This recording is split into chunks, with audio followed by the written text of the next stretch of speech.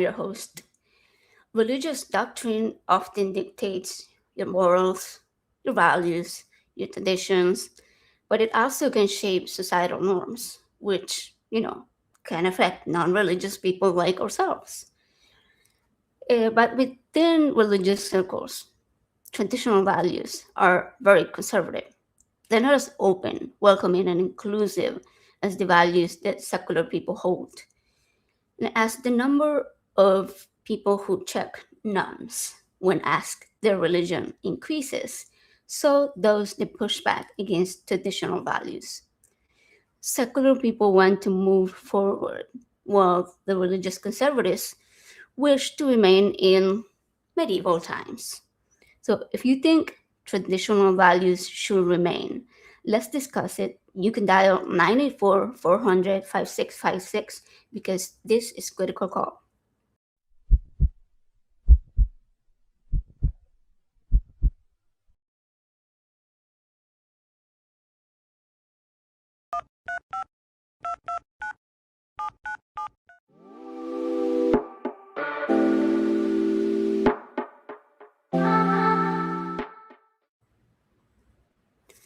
Hello, welcome. We have Glenn, Infidel64 over here.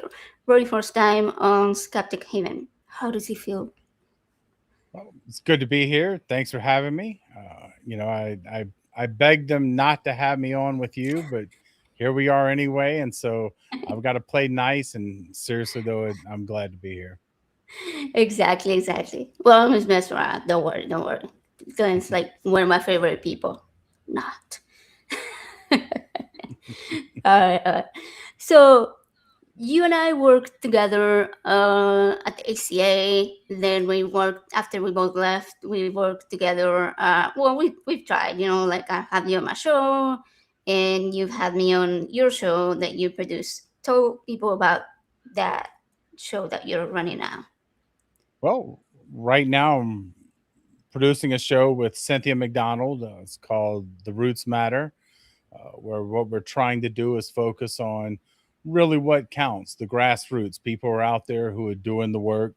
Um, because, right now we got a lot of things going on in this world, as I know you're probably surprised, but there's a lot of negativity and a lot of things going on. And sometimes it's good to be reminded there are people out there doing that work in the local communities, in the world around them. And that's one of the things that I've been focusing on. And it's something that we've been bringing to the show as well. Yeah, I like that. What do you do in person? Because you know most people see you in front of a screen, right? But like I've seen you privately, like you and I talk about like the group that you run and all that stuff. So I also like to remind people that they have local groups that can support them and stuff. So if you don't mind sharing about what you do. Absolutely. Well, as you know, April of last year, I knew I had, well, actually, March of last year, I knew I had enough of Texas and it was time to go. So I moved here to New Mexico, pretty much in the middle of nowhere, in a place called Alamogordo. It's about 40,000 people. And then we are the big city. There's little small areas next to us, but for the most part, there's nothing, either desert or mountains. So when I got here, I didn't see any real organizations that were compatible. So I started reaching out, and then it didn't take long and people started showing up. And so we formed a humanist organization here. And so one of the things that we've been doing is, of course, the outreach aspect. Also, we've been getting involved in the community, doing things that there was a child abuse awareness event, and we had a booth, and we had glow in the dark paint face painting, and just different things to entice people and enjoy and positivity. And that's one of the things that we've really been trying to do, is just reach out and make a positive connection to people in the community locally, because I think that's really important. Yeah, and I don't think people necessarily need to have any kind of like massive, amounts of money or connections or anything like that. Like you start really small. I know when you first started your group, you asked me to join and like help you do nothing because I don't do anything for it. I just watch and read the chat. All right, fine. But like I watch what people are sharing, and I notice what you're doing, and I notice how it's growing. And like you guys are always, I don't know, like there was an event of like going to watch the stars, or like going to like farmers market, or like this movie, outdoor movie, or whatever. Like you just like bring potlucks, and you bring like your small group of friends, and then eventually your friend brings a friend, and their friend brings a friend, and so on and so forth, and the group continues to grow. People help each other in many different ways. Like earlier, somebody was asking about a food pantry locations, and I was like, oh, I can help with that because I'm like all the way over here, but I'm good at looking stuff up. And so I don't know, even people that don't necessarily live in that place can always find ways of supporting and doing something and helping others. So I like that kind of stuff. Yeah, I saw when you did that, and I even joked that that was you doing penance for having me on today. Yeah, that was the price you balanced out, and so you're not quite as in much trouble in the grand cosmic scale as you would have been otherwise. Just a little. Right, right. I have to pay my dues for forcing you to come over here and show up. Otherwise, you like internet gods wouldn't have let you join or whatever. But speaking of support, let me remind the chat, the people listening, you can send super chats, which help uh, pay for the software that the crew uses for this, keeps the power on, keeps the channel, going. We have a lot of really good and awesome guests like Glenn, other side over there. And so, like, if you want to continue seeing these type of shows, and also growing the channel, which we have tons of shows now, almost not every day yet, but we went from like one show a week to what is it, like 4 or 5 shows total. So in a few months, so that's pretty good. That's pretty good. We're trying to go and do the thing. So you can help with your super chat. So let's get into the topic. All right. Today's topic is whether traditional values are being threatened, right? And especially by heathens like us, like atheists. What is the first thing that comes to mind when you hear traditional values? Well, the first thing I think is I sure goddamn hope so. Um, but because when I think of traditional values, I think of things like purity culture. I think of the idea of traditional marriage and all the baggage and disgustingness that type of term comes with. When we start thinking about what these things are, almost every time I hear the word traditional, it more often than not means it makes me uncomfortable to think about something happening another way, so let's just stay right here. And and and look, I hope that they're being threatened. I want them threatened every day. I want to see most of them demolished. I mean, you're talking about marriage, you're talking about patriarchal gender, rigid gender stereotypes, all these things, just they need to go. Yeah, I was thinking the same thing. I was hoping you will think the same because for me, when I think of traditional values, it's like, like you said, beauty culture is like at the top of the list, like modesty and like, um, okay, this isn't necessarily a beauty culture, but like uh, marriage having to be strictly between a man and a woman, or um, what do they call it? The nuclear family, like all that type of thing. And it's like, I don't know if I agree with that. I feel like we're not moving forward if we're stuck in that type of medieval times thinking. And one irony about that is that when we say traditional marriage, and normally that would mean somebody who's trying to be a bigot, and they're saying that marriage is between a man and a woman. That's almost by default what they're going to mean there. But the truth is that if you say, yeah, let's do traditional marriage, how many chickens and goats did you pay for your wife? Your daughter, you selling her? If you start saying these types of things, they're like, whoa, whoa, whoa, but that's far more in line to what the traditions of biblical marriage would be, and even historically, marriage has been more often than not a contract between a man selling his daughter to another man as a wife, or maybe even worse. But so yeah, when we talk about traditional marriage, yeah, pretty gross any way you look at it. And it kind of still is, right? Because even though we don't like pay for it with chickens or shekels, whenever a whenever there's a wedding, you have the father giving away the wife, and she takes the name of the husband, which is still based on that contractual agreement that was based in biblical times, right? Like because the wife belonged to the father, she had to be given away by the father to the man that she was sold to at those times. Like, so why haven't we deconstructed those parts? Yeah, like if I obviously, yeah, we do see it a lot more women not taking the names, or when you have, I guess I can use this term, when you have non-traditional weddings, right? Like if you have gay weddings and such, then it doesn't have to be the father presenting the wife. And I feel like in those cases, they see it more as the supportive family member walking the person down the aisle, rather than like giving them away the way we will see in Christian weddings, which are like very religious based. Well, I think that for a lot of people, there's a vested interest in not wanting to change these things. In fact, right now, we're seeing where exactly some of the things you're talking about, like women changing their last name, being used against them. Right now, it's harder to vote in a lot of states, and it's going to continue to be because of people tightening up. Even though real ID didn't happen, some states are still enforcing, not real ID, the Save Act.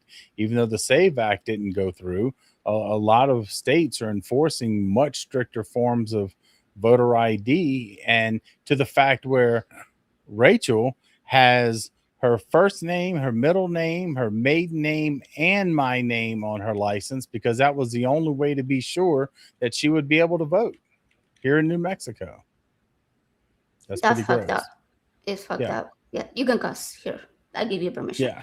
Uh, yeah, I mean, I can't tell you. Okay, every time I post a comment, I post on Facebook or YouTube or whatever that even remotely has the word man, toxic masculinity, or bigot, I get hundreds of random complete strangers uh, attacking the comments section.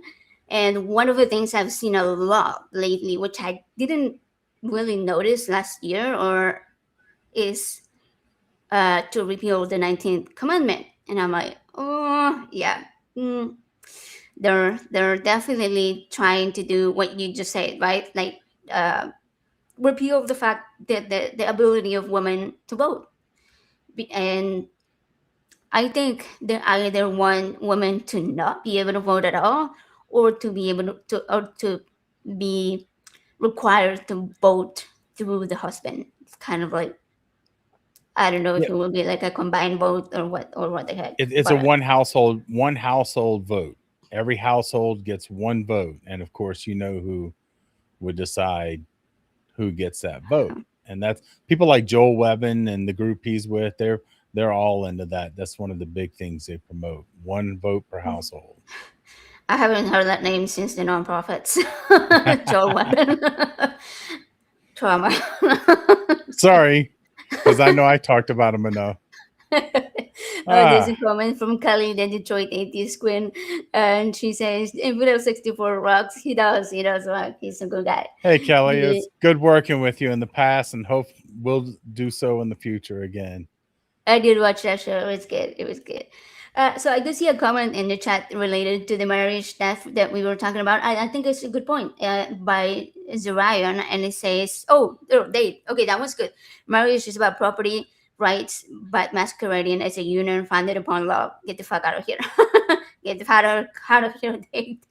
And then, isn't marriage for love like a really new phenomenon in human history. Yeah, I think both of those sort of combine, and I think that's accurate to say, because obviously people in biblical times and medieval times, you know, the husband was chosen for the daughter because reasons, uh, and that's not, while it still happens. It still happens in a lot of cultures across the world, and Americans can still import child brides and legally marry them.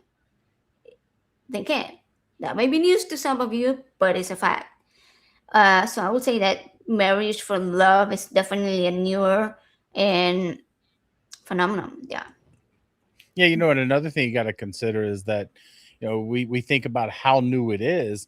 When we think about women not being able to have a credit card or a bank Was it the account on 60s? their own in when I was until 1970 or 1972. I mean, in my lifetime, I was born in 1970. I'm aging myself, but so in my lifetime, women got that right. So anybody before that, how much right and how much control did they really have? Especially when you consider it wasn't that when birth control was not legal and you had 6 kids and you couldn't even have a bank account. How much ability did you really have to leave somebody? So there's a lot of people who, whatever they married for, like my great grandmother at the age 13, uh, you know, you married them off young, they had kids young, and they were stuck. And so marriage for love, that's a real recent phenomena. Yeah, it definitely is. And I don't know, it is disturbing to me to see how uh, states like Tennessee still approve child marriage, whether imported or not, right? As long as the parents give permission, sort of, uh, which is kind of the same as what it was before, right? Arranged marriage, because you can't give permission to a 13, 14-year old to marry. Like, that's just not how it works. Um, that is definitely the responsibility of the parent to protect the child, and because obviously the government is not doing it currently. Well, and it makes sense that a state like Tennessee would be the one you would talk about with this particular issue. What a shock. Yeah, Tennessee, Texas, they're kind of Florida, they're kind of all, sort of the same, uh yeah, bird But I of a wouldn't put feather. I was talking negative about Tennessee, but as soon as you mentioned Texas and Florida, I'm sorry, Tennessee, Yeah. I take that back. You're only, fourth or fifth because there's Oklahoma. We got a list. Never mind. You're not that bad, Tennessee. Even though you do allow child brides. That's pretty bad to say. Yeah, that is true. I was thinking the other day, every time I hear something about Oklahoma, I know Texas is next, but it's like Oklahoma always comes first. And I'm like, oh shit, watch out. Next month, here we go. And sure enough, it happens every time, every fucking time. Um, like whether it be LGBTQ rights, whether it be women's reproductive rights, it's always coming next.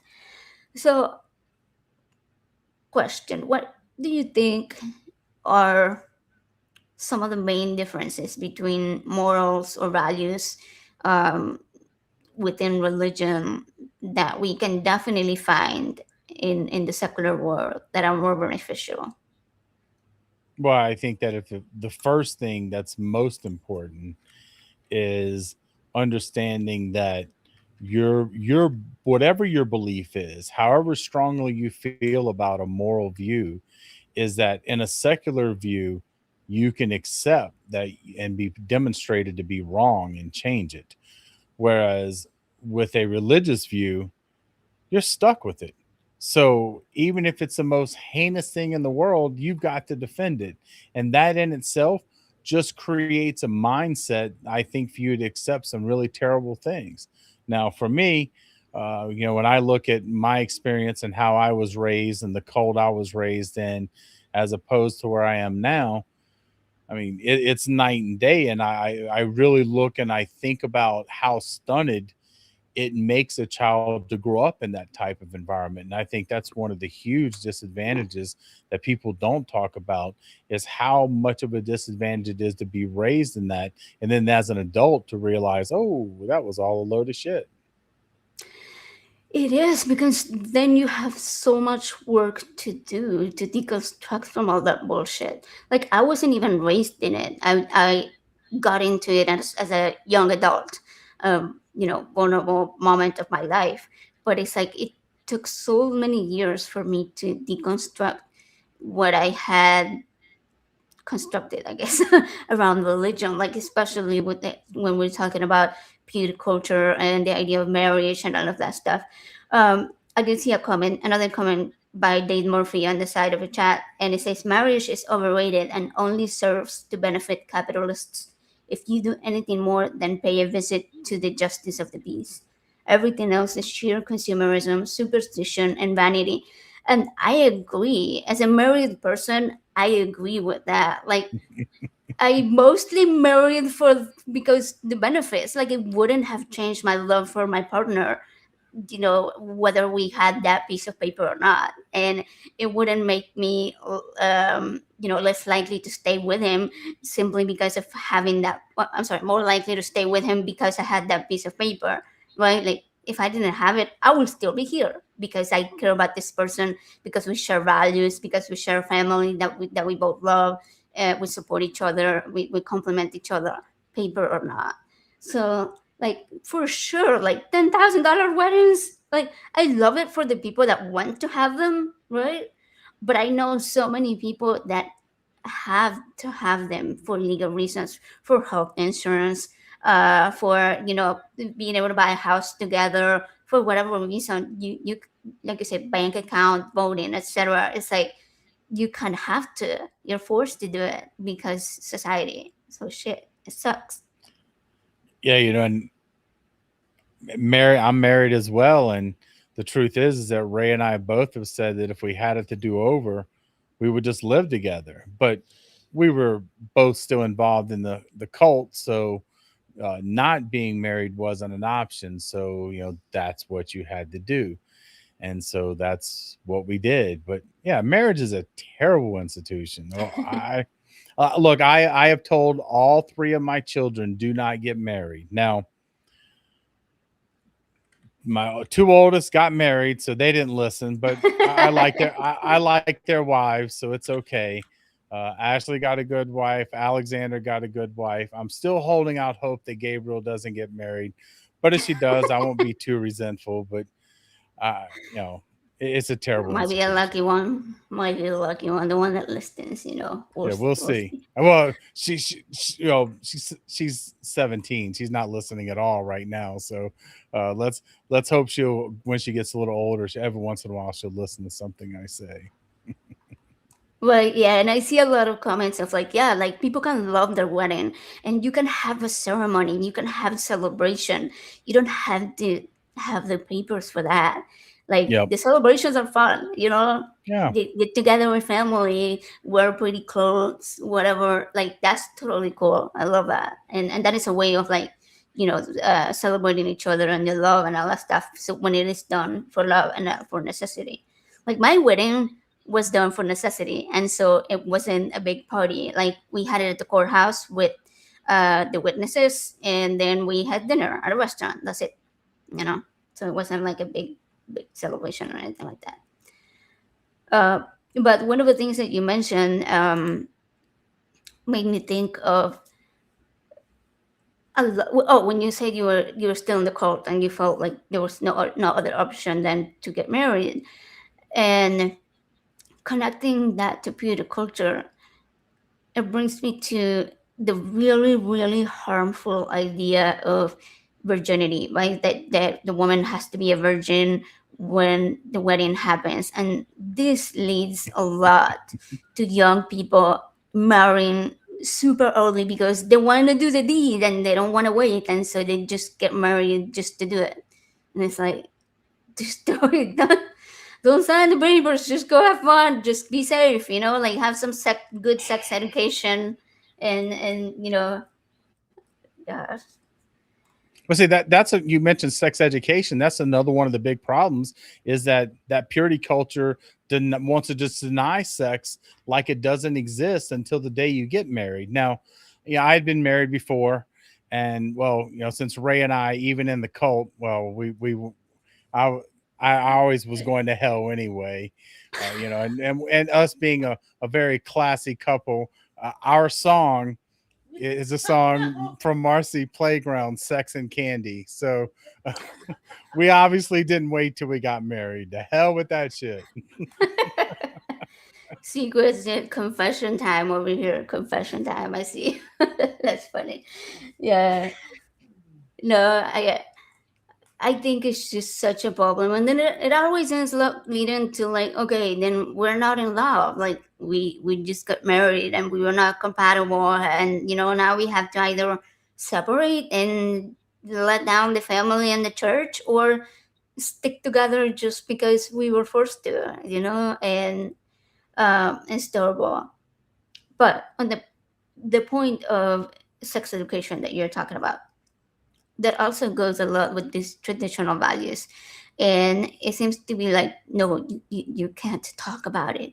Just don't teach it in schools, don't teach it in church, don't even teach it at home. Just like, but then they expect the especially the woman, because most of them, like the men, are not required to be virgins when they get married, which is another another problem within itself, right? Like they've never talk about men having to be virgins, but so the woman is expected to know exactly what to do when they have like absolutely no education, and that to me is a problem of an imbalance of what's the word I'm looking for? Power imbalance, right?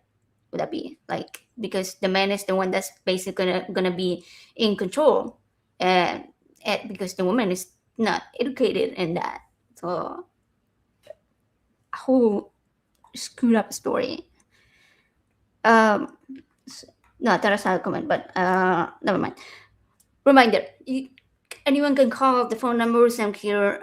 Also, there's a link where you can call from a computer.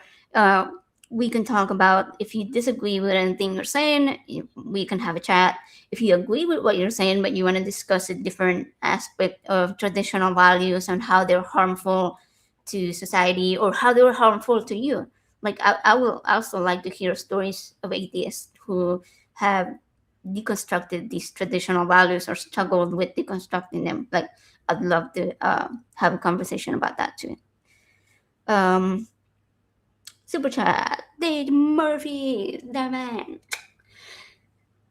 Excuse me, if you haven't subscribed to my channel yet, you're wrong. That's a fact. You're right. Join the Dade Murphy cult today. Great show so far, guys. Dade is awesome. I love following his channel. He mostly does shorts. Sometimes he will sit in front of something and like actually read Bible books. I'm sorry, Bible verses, or like different types of books. Whatever he's reading is always very engaging. So go subscribe. Also, it's Dade Murphy 666. My bad, because he's like, they're like, they're there. And in case anybody hasn't noticed, you know what movie his name is from? Do you know, Glenn? You don't? I don't. Am I about to get Hackers! booted? It's a 90s movie. It's a 90s classic. Hackers. You Dave know, I Murphy and Kate Libby. You gotta I watch it. saw it. I saw it one time at the movie theater, Okay, okay. Back in and the day. well, you gotta realize that unfortunately I ruined the movie in my brain. Just like when I saw the movie Finding Nemo, I ruined it because big into reef aquariums, reef tanks. So I was looking the whole movie going, man, those two would never be. They're in different oceans. That makes no sense. Or the fact that clownfishes are all female, and I mean, excuse me, all male and only one's female. So all these different things, I ruined it. Same thing with hackers. I'm like, that's not how hacking works. No, that's ridiculous. So that, Damn it. but yeah, it was an enjoyable movie. I just let my mind get into it. Yeah. You just gotta enjoy it. I just watched it like a couple weeks ago. I had to get my teen into it because like they're really into that type of stuff and hacking. And no, they're not hacking. They're not hacking. They're not breaking laws. Don't worry. Don't worry. Warning. But yeah, it's a really good movie. I've watched it so many times. I don't even know. Forgot. Yeah, They'd it's been say a the long first time since I've time. seen it. Yeah, they'd say the first time he watched it back to back 11 times. Uh, and then he has an obsessive personality. Yeah, same. I mean, my kid and I both have diagnosed OCD, so I totally get that. To be fair, I'd have believed that if we wouldn't have said it 11 times. Definitely. I believe you 100%. Yeah, I'll have to it check it drives. out It again, though. drives. You should. It's good. I But mean, not 11 times. Once. come on, one times in Okay, love. maybe two. Maybe two. Right? It's like some movies from the 90s, you watch them again and it's like, oh shit, how did I even like that? Like that was bad. That was terrible. But then there's other movies that you just keep watching and watching. That's one of them for me. I don't matter how many times I watch it, I still love it. But I'm a huge fan of Angelina Jolie, and I've been told that I kind of look like Kate Libby from the movie, so I'll take it. You'll see. If you rewatch it, remember my face. See, you also got to remember that I was raised in a group where we were not supposed to go see movies, Ah, watch TV. So I have huge gaps when it comes to now. I've caught up in different areas, but there's still huge gaps even now. I mean, it's a lifetime of movies I guess I could catch up on. Lifetime movies. Yeah, I don't know about that. No, not I, those, not lifetime movies, a lifetime of movies. oh, Lifetime, my bad, my bad. yeah, all lifetime movies, I think they all have the same script. I'm pretty sure it's just different actors and actresses playing the same They script with a are. new title. Yeah, it is always the same script. Yeah, Yeah, yeah. pretty It much. truly is. Yeah. I prefer like psychological thriller types like Harlan Coben, but he always has like they're they're very twisty. Like you never know what's gonna happen, but like each one is so different that you're truly always mind blown at the end. You're like, oh shit! Like I really did not see that coming. So yeah, I might write one of those, but based on real life one day. Based on the last year of my life, if you know, you know. Yeah. Anyway, anyway, moving on. Um, so let's try attempt to get back to the topic that we were talking about nuclear family and the sanctity of marriage and all of that stuff. Um, Another aspect of that really bothers me is, you know, we here in Texas and I'm sure Tennessee and Oklahoma and all of those, there's a lot of like book bans, especially when it comes to, you know what? Hold that thought. I'll come back to it because we have a call. So since I just barely gotten started, I'll restart it after. But we have a call from Ember, who always calls the show when the bestest guests are on, and so you know you're a good one, Glenn. So Ember, she her from New York, wants to talk about traditional values in practice. Hi, Amber. Hello. I Hello. like where you were going with book bans. That sounded interesting. And also, just as you were bringing me on, I heard you say traditional values, but like the way the system did its thing, it sounded like you said transitional values, and that's a fun topic too. But that's not what I felt. It is because I literally just told Glenn, hey, let's talk about book bans. And I was going to talk about LGBTQ books being banned. So, whatever you want to take that. Okay, well maybe we can get to that in a minute. What I actually called about was I was trying to like think of a way that I often do to like sort of tongue in cheek take the topic and like present it from the other side. But this time, some of the things mentioned about history reminded me of my grandmother. And almost everything I know about being a woman is from my grandmother because my mom worked nights. She was hardly ever around, and there's a lot there. when I was growing up, in not to date myself, but in the 1980s, my grandmother didn't have a bank account. She kept money in envelopes. This was the envelope for the electric bill. This was the envelope for this week's groceries. And she just kept cash in these envelopes. And I said, Grandma, why don't you just open a bank account? And she said, because I don't trust the government. And with good reason. I didn't understand it at the time, but women only had the ability to have bank accounts in their own name for like 10 years at that point. And Reagan had run on bringing us back to traditional values. So he wanted to take away women's rights to these things. That was a thing he campaigned on. So she didn't trust that if she had a bank account, it would have still been there the next day. And it's, within my lifetime. It's not that long ago. Yeah. And there's still people talking about that. And there's so many things like this, right? Like, she lived through World War II. She was very, very young. Her husband was in the war.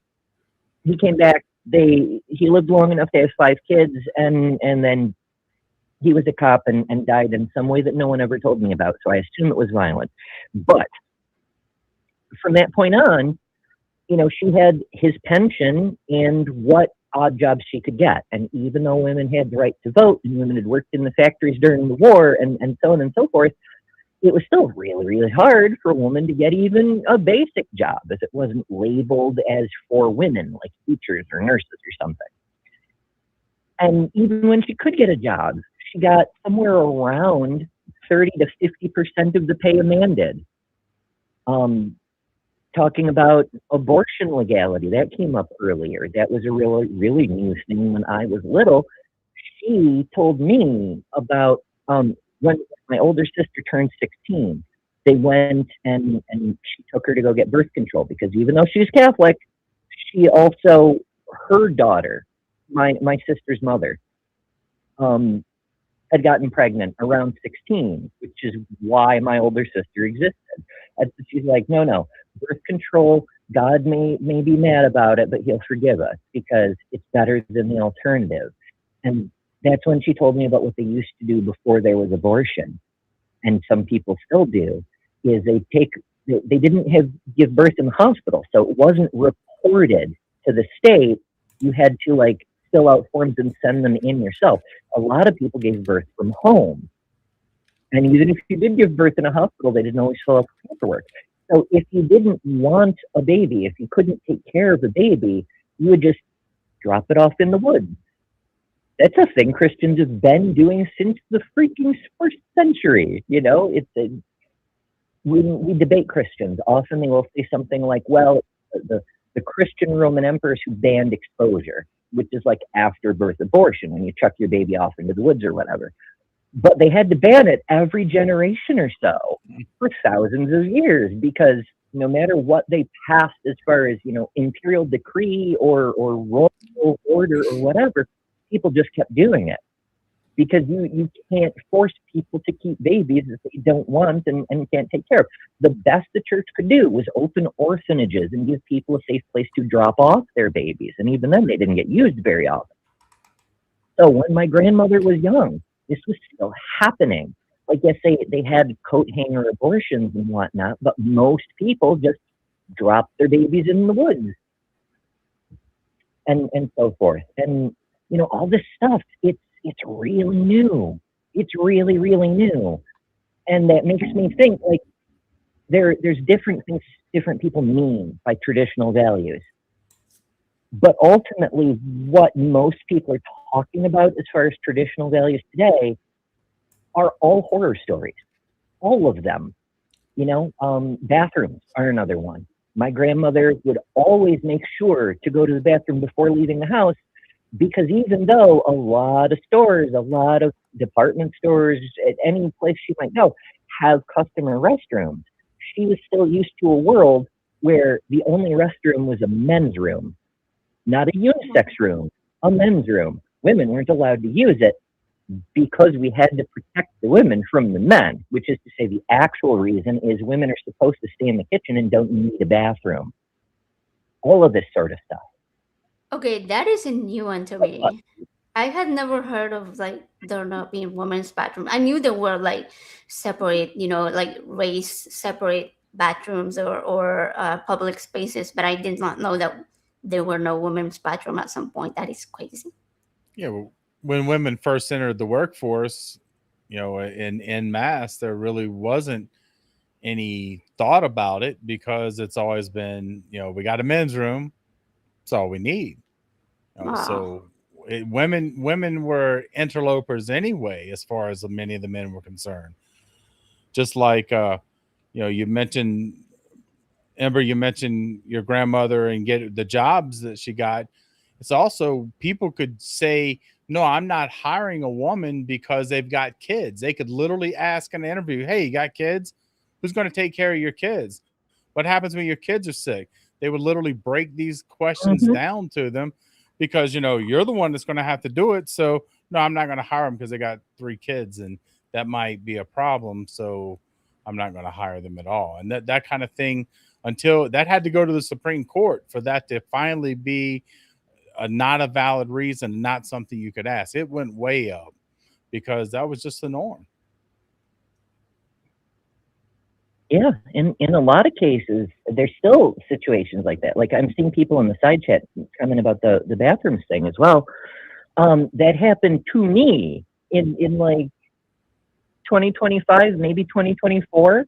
I was delivering at a food warehouse, a restaurant supply distributor or whatever, and I had to use the bathroom. So I asked the person, where's the bathroom the drivers can use? And he gave me directions, and when I got there was only a men's room. I'm not the only woman driver, but they only had a men's room, Wow. Yeah. So I have a question for you both. That Ember's story of your family made me think of, like, how do you think Christians determine? Because we know there's, like, for example, lying. It's not as bad as like killing someone. Well, how do you think they determine which is worse, premarital sex and getting pregnant from it, or abortion? How do they Well, decide? that depends which one suits their interest. Because I've actually read stories about women who go out and protest abortion clinics who literally bring their daughters and even sometimes themselves into abortion clinics to get an abortion, but they're like, I'm not like those people, or this is different. So Christians are great at rationalizing and excusing it. So it's all about, what do I need right now? I can say abortion's okay for me right now, and next week go back and stand outside and protest some woman who's getting an abortion, because there's no consistency. There never is. That's a Oh good yeah, point. the blatant hypocrisy. It's been a thing for ages. There's a year ago maybe there was a meme running around of one of those blonde bimbos that Trump has running ICE or something like that. She was eating at a Mexican restaurant, and like her and her entourage ate, and then as they left, they sent ICE agents in to arrest the staff who had just fed them. It's fine for me, but you're going to the torture prison in El Salvador, and at the same time, she had just had a new Botox injection. She'd gotten gender affirming care that day, and that's fine for her. But if a trans person needs the same care, fuck no, you're going to prison. The hypocrisy is rampant, and it's been rampant in that group for a very, very long time. As you may be aware, Monty Nader is coming to an event that both AJ and I will be at later this year, Yeah. and so I've been becoming more familiar with her stuff. She had a killer rant not long ago about a person who was whining, "Oh, they just hate me because I'm Christian," and he had the red hat on, of course. And she went through and read him like half a dozen different Bible passages of like feed the poor, clothe the stranger, help the homeless, heal the sick, all this stuff. And she was like, bitch, no one hates you because you're Christian. They hate you because you're not Christ-like. You're a hypocrite. Fuck you. And Monty is a Christian. So like, but she's like very anti-Christian nationalism, like extremely outspoken about it. So that's why I'm excited to meet her at NanoCon. Yeah. Well, that's one of those things Oh, that yeah. if look, I don't begrudge anybody what they do on Sunday, and if they want to do certain things, and I'm going to be a little condescending in my wording, admittedly, but if they want to cosplay whatever they want to do, that's okay with me. It's when whatever you decide is right infringes on other people that it becomes a problem. Look, if we had churches full of people who focused on feeding the poor and helping hungry people and helping homeless people and making the world around them better, I'd probably never say another word about Christianity. I'd have no reason to, unless it was good, because we could use more of that. I don't care what you label yourself.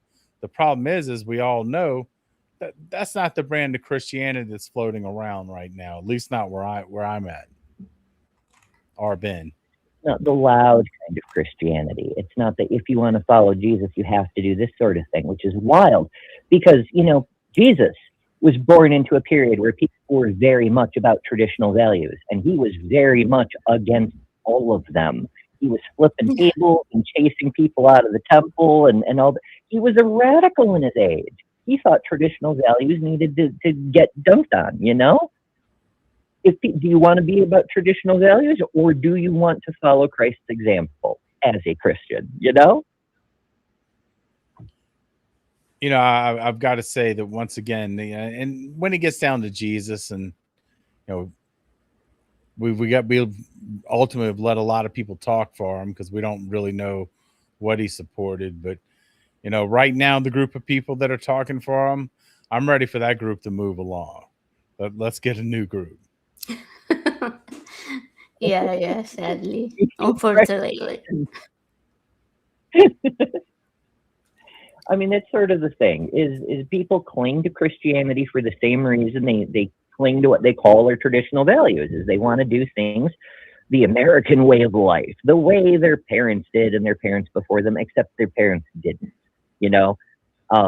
well, maybe like millennials, maybe even Gen X, their parents did things a certain way that's left bits before.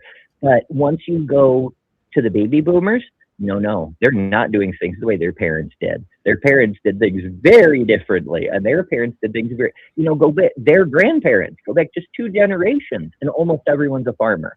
Almost all of them, There's no consistency across the way of life because there's such a major societal upheaval around the turn of the 20th century. There is no traditional carryover. It's just people making shit up and trying to control people with the shit they've made up. Pretty much. That sounds about right. Yeah, that sums it up. That really. That Go will ahead, be Dave. it. No, that's it right there. Just it's make it up as I go along.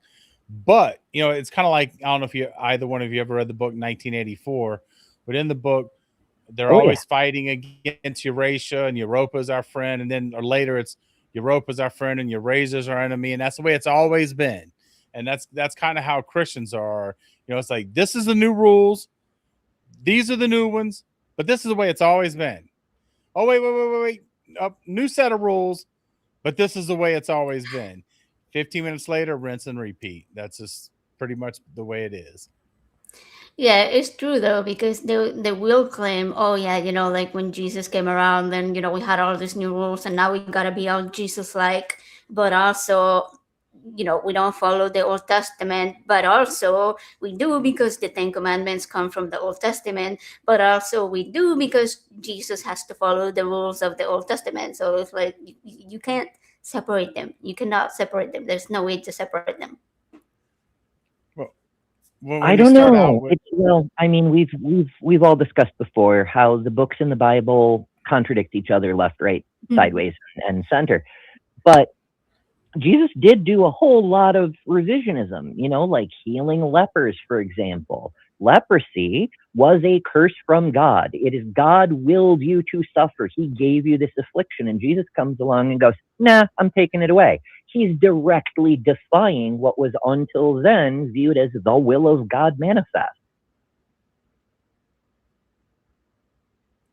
Yeah, I don't know. Well, I I guess guess that's we'll why they never killed know. him.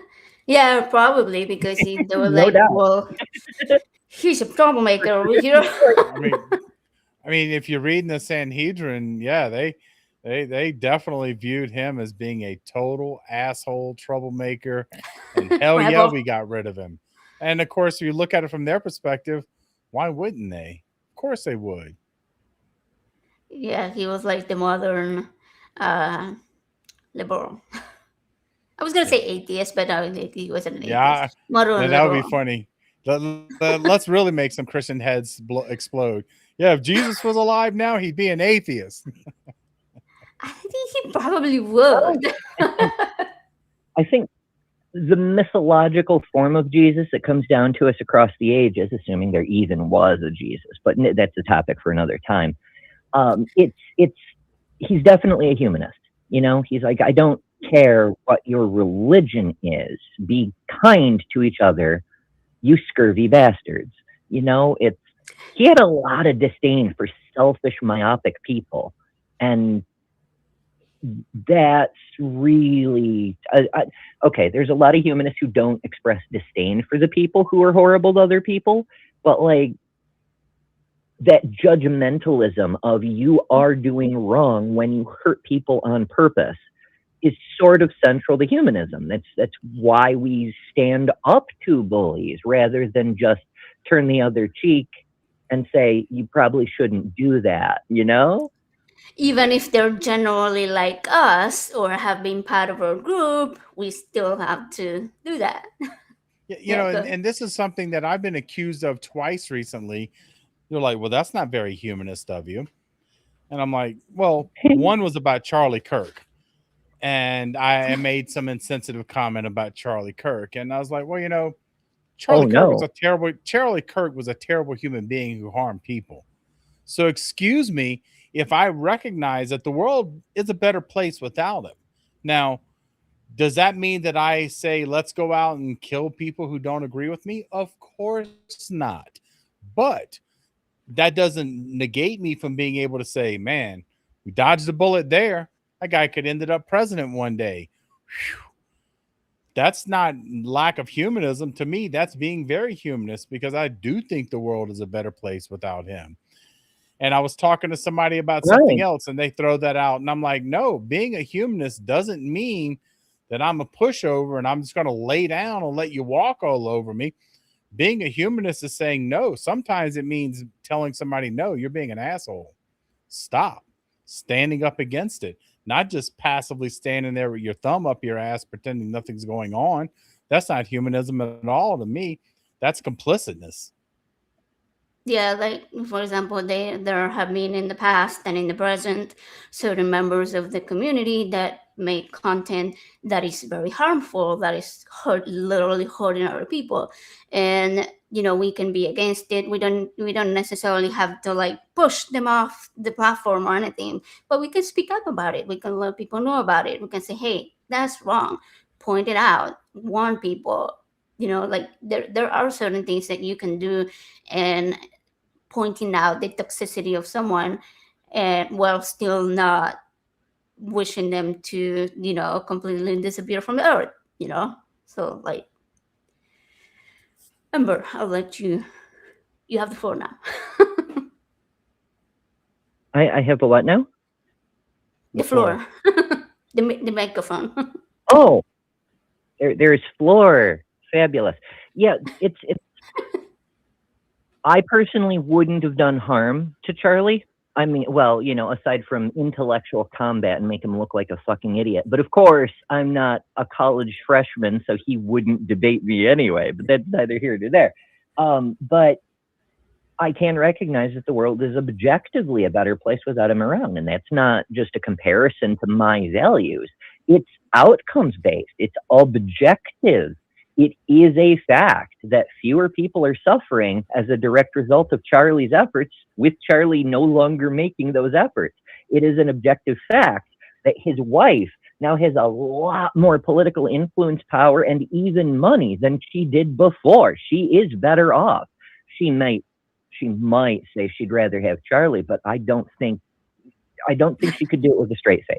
You know, because he was not a good dude. But that's neither here nor there. Like there are positive outcomes from what happened to him, and recognizing that it doesn't make what happened to him okay, but the truth is still true. The world Yep. is better without him. And that is really sad for him.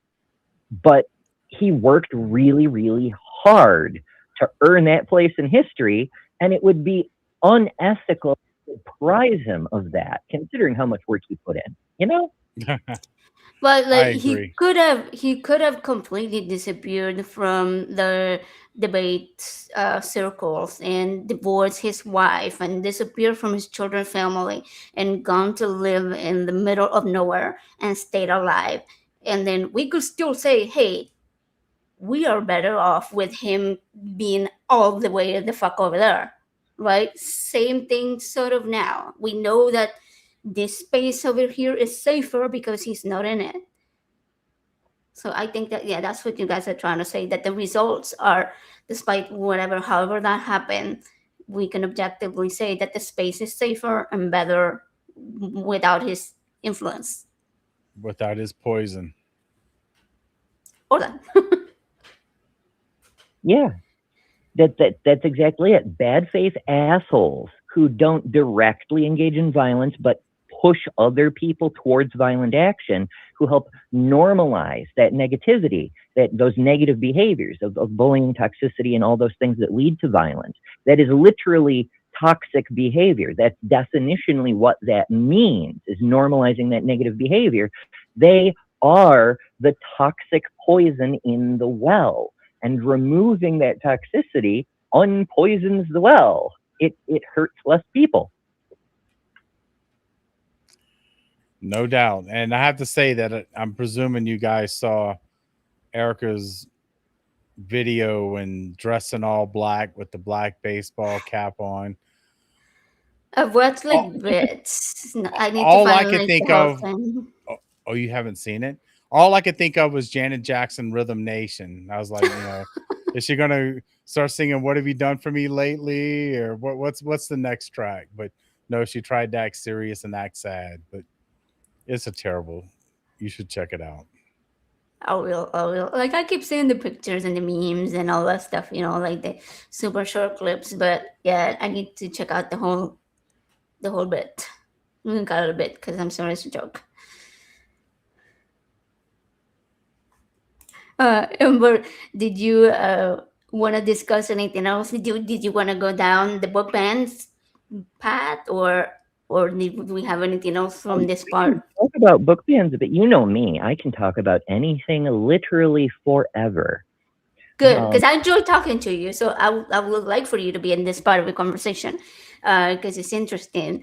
So here was my question. Obviously, for the audience, like we see lots and lots of book bans everywhere, different states. Some are at the federal level, and a lot of them include children's books, like the what is the little girl that's an engineer, Ada Twist, scientist. No, there's another one that's an engineer.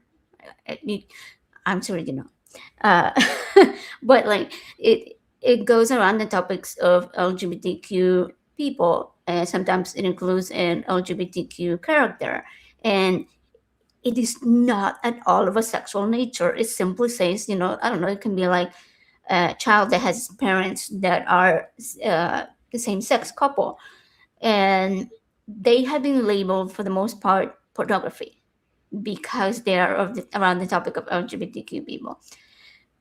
But Christians or religious people are completely fine with husband and wife couples, traditional values type couples, and uh, nuclear family type presentations. And it's like, it is kind of, it is the same, right? Like the sexuality of the parents shouldn't really matter as long as the child has some parents or a parent or whatever, even single parents. It's perfectly fine. Like I grew up with a single mom. Then my stepdad came along and such. But like nobody should put down single moms. Nobody should put down same-sex parents. So what do you think some religious people, especially Christians and Christian nationalists, fear that LGBTQ visibility, I guess we could call it, influences children, or like it's gonna turn them gay, or it's gonna turn them trans, as if that was a bad thing anyway, like it could just not. Like gay people don't turn straight from seeing straight couples. Why do you think they think the opposite is gonna happen? I have I a think take on that. Okay. And one thing that I consistently see, and this is with men who are just absolutely homophobic to the max, consistently. Just listen, you might play that grinder alert around them and see what happens. Because time after time, because when you hear these people talk, they'll say, I resisted it. Look, if you have to resist being gay, you're gay. And that's okay. But gay people don't have to resist being straight. That's not how it works. You are whatever you are, however your life experience and whatever you are, that's you. And that's the problem. I think you have a bunch of people who are trying to suppress something because they want to pretend it doesn't exist because it's very real within them. Now, I know that's not all of them, but this has also become a big political issue. I mean, let's be honest, the Republican Party has won of a lot of elections scaremongering people over LGBTQIA plus people, trans people in particular. I mean, they love riding that train. There's less than a dozen trans people in the whole NCAA, and you would think that every championship in the NCAA has been won by a team full of trans people. If you would listen to them, that's what you would think. But that's been a good selling point, and it wins elections. So they're going to keep hammering it as long as people don't wake up.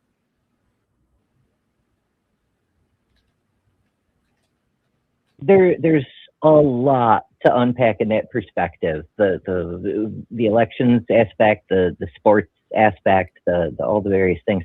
But going back to what you said about the fear with the grinder notifications and such, there is a significant element of people who are so homophobic because they have those inclinations themselves. Most of them are probably bi, but a few are definitely just straight up gay who have been faking it all this time. And they're so anti-gay because they're so terrified of people who have been indoctrinated in the same culture of hate that they have, finding out the truth. Like that pastor in, I want to say Alabama. It was a couple of years ago, but Seth Andrew did a story about it. He was a hate pastor, and then, as always seems to happen, someone found a photo of him dressing in drag and going on a date with a guy or something, and as soon as it came out, he just killed himself. He was so ashamed of who he really was because of the disgust he felt, because of the hate he'd been peddling his whole life. And we see this so much. It's whether it's the hate first or the disgust first, whether the disgust is caused by the hate or the hate is caused by the disgust, it doesn't really matter because it gets internalized and then it gets externalized. It's projection, right? But it's not natural. It's not how people normally are. They have to be taught to think that way. They have to be brainwashed into thinking that way. And there's a tremendous amount of manipulations that go into it, a bunch of different, it has to be culture-wide. It has to be. And that takes us back to the book ban. Because if there's any chink in the heteronormative armor of traditional values, which are fictional and were only made up in the last century, but if there's any chink in that armor, if this message of culture that you should be horrified, disgusted, and kill LGBT people on sight, if there's any discrepancy in that message, then it's no longer necessary. And if it's not necessary and we start to let people live, then more people will start to live that way. And so we need to ban the books, because if we don't, then someone might see a glimmer of a flicker of a beacon of a distant lighthouse that there's a different way to live. Yep. And that, even them knowing it's a possibility, shatters the control of the patriarchy. And Yes. that's ultimately what it's about. The whole traditional values thing, all the other bullshit. Gay people shouldn't be allowed to adopt. Trans people shouldn't be allowed to, live. And we're not even going to talk about intersex people, because we happen naturally. There's no chance for a choice to be made anywhere along the line. So they just ignore us. They pretend we don't exist. That's a whole other thing. All of it is so they can preserve that system where they control the women, where the women are property. All of it. You mentioned people with that revulsion aspect that isn't natural. You're educated that.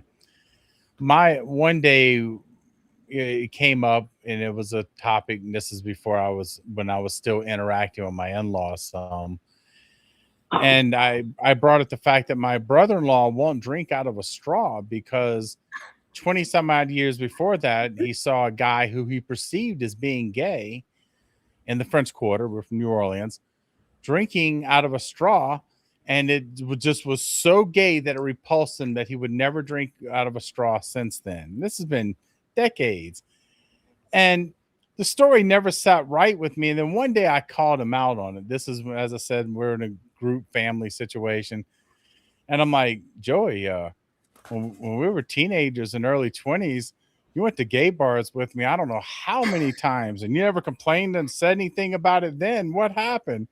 He never gave me an answer. So I don't know what happened, but he definitely something woke him up, and he's afraid of straws now. So beware of the straws. But it's so weird how people will take something like that and die on such an odd hill of, I won't drink out of a straw because I saw somebody do something to drinking out of a straw that I perceived as gay. I mean, what kind of petty, ridiculous bullshit is that?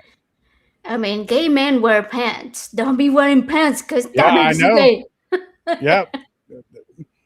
That's the gateway drug. Did you know? Pants. It's pants. Yeah, I make Gateway the point. Wear pants as rarely as possible. Like, fuck that shit. But yeah, it sounds, in that specific case, it sounds like a traumatic trigger. Like the straw became a trigger, and it in and of itself isn't necessarily traumatic, but he linked it to an experience that struck him as traumatic for some reason. Like it left an emotional scar. And it was just speculation. I don't know the man's history, but I dare say a hate preacher had just preached in his ear something along those lines. And that's the first thing he saw. So that's the thing he associated with those evil gays. Yep. It could be that, or it could be what somebody said in the chat, that he felt attracted to the man drinking from the straw. And then that left a sort of like, okay, I see straws and I think of dick. Yeah, sort of thing. maybe he felt a twinge down there, I don't know. I mean, our brains work in mysterious ways, especially when we're experiencing attraction. Like, for example, one of the physical therapy things that I do almost every day is I've got a treadmill here in my room. I like to walk outside when I can, but that is not nearly as often as I might like. And so when I'm on the treadmill, I'll put on one of the new Trek things, because this past winter I had to sign up for grocery delivery for various reasons. And the grocery delivery came with a subscription to Paramount Plus. So I've been working my way through new Trek. And I'm like halfway through Strange New Worlds. And there's an episode where Spock and the security officer start dancing. Like first they're fighting and then they're dancing. And they've been dancing in a few other episodes, like she'd been teaching him how to do the tango and so forth. And I just, for all those episodes, I assumed that's all it was. A cigar is just a cigar, a dance is just a dance. But in this one episode, they went from viciously fighting to passionately dancing. And then it clicked to me, they're not dancing. That's what they can show on screen in place of what's actually happening. It's a very Uh, thinly veiled metaphor. for yeah, And the it was thing. partly the scene, and it was partly other reasons. Like my hormones do funny things sometimes, and I was in a bit of a mood that day, and I'm like, oh, it was never dancing. Oops. So it makes me wonder No, in this get it. particular situation, if the person saw a thing, like the person in chat suggested, if your friend saw a thing and his brain made a similar connection, what if it wasn't the straw though? Giggity giggity. Oh, I get it. I get it. We don't have to say it. I get it. But I feel like it's such a silly thing for people like that is so easily deconstructed. Like just because you go in the kitchen and cook a meal, it doesn't make you a chef, right? Just because What? How once dare it doesn't make you gay. I think.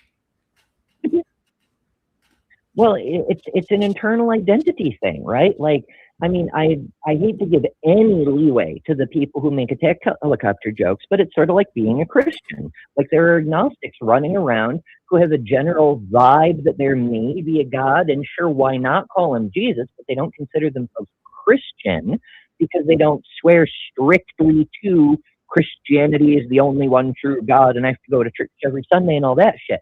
So they're functionally Christian, but they don't consider themselves Christian, and there's an identity level distinction that they don't meet the criteria for. Similarly, I Yeah. suspect humans are very social creatures, and so a lot of our behavior is programmed by social interaction, but left to our own devices, most of us are probably bi. Probably. Could And be, yeah. yeah. So most people probably wouldn't have a very strong reaction to people who are straight and to people who are just gay until they're told otherwise. And then they're on the lookout for these identity markers because, you know, you can be agnostic when it comes to sexuality, or you can sign up for a specific ideology. And as far as they're concerned, there's the Jesus ideology and there's the sinner ideology. And actual discussions about sexuality are completely walled off by that barrier of indoctrination and nonsense. Yeah. And Well, it isn't easy. Oh, yeah, go ahead. oh, you talked about, keeping the patriarchy in power. It likes simple boxes to put everything in. Don't complicate things. This is the way things are. We're going to leave things this way. Don't anyone deviate. And so I think that, they've got this thing going. And so we just demonize anything that doesn't fit inside of it. We don't think why. We don't even care about why, if it's important anymore. It's just what we do. And I think that once you get children indoctrinated at a young age, that's exactly what they're going to think. This is what we're supposed to do. Doesn't matter what reality is. It doesn't matter even. I mean, their own cells can help deprogram that. But once again, you're just putting a stumbling block in front of them when you do that. But no, I don't think that if you took 1,000 babies and raised them in a world that wasn't filled with homophobia, I don't think that any of them would have any awareness that somebody else choosing a partner that's not the partner they would choose would be a big deal. I mean, people do that all the time. I mean, why should anyone give a damn? But, if you get them young and you tell them no, no, no, kids learn fast. The kids pick up signals fast and they learn what to say, what not to say, what to do, what not to do in front of their parents. And if they get that programming young, and the thing is that it's so pervasive in our society that even if you aren't a Christian, you're probably still going to be influenced by it. Yeah, Yes. before you get the critical thinking to Yep. say, okay, I understand people want me to behave this way, but why though? What's the reasoning behind it? And then it gets ingrained. It Precisely. does. It really does. Uh, so, Amber, since I have you here, um, I know Glenn and I both have kids, and and what does it? Well, since you're obviously everybody knows you're a trans woman in the community, well known. Everybody should go follow you right now at Better Than Amber. By the way, so from a trans person's perspective, what does it look like to you to support trans youth? What advice would you give someone that can help them support their children if they were to come out trans or gay or anything like that? Well, it's honestly, it's the same thing you do for anything else. If your child comes out and says, "Mom, Dad, I'm very sorry. I seem to be left-handed. I know you've told me that it's sinister and that it's the work of the devil, but I mean, I just instinctively, naturally want to reach for things with my left hand. I want to write with my left hand. I want to catch baseballs with my left hand. I can't help it. It's the way God made me." Well, you do the same thing. You say, "No, honey, dear child, it's okay. You're allowed to be who you are. How can I help make your life easier in this society that does not like the fact you're left-handed and does not accept you? What do you need?" You don't threaten, you don't challenge, you don't question, you don't make them go to therapy to try to convert them from being left-handed. You say, "How can I help?"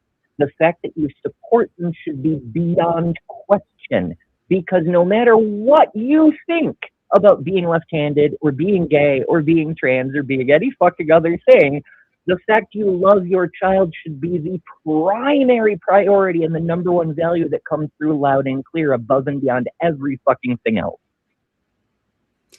That was a beautiful answer. I Yep. love it. I love it. I couldn't have possibly said it any better. Glenn. Well, I've got to say that having children who do fall into multiple categories that you mentioned, um, I think Ember Good nailed it. question. You love them, you support them, and do everything you can to make the world a world that will accept them for who they are.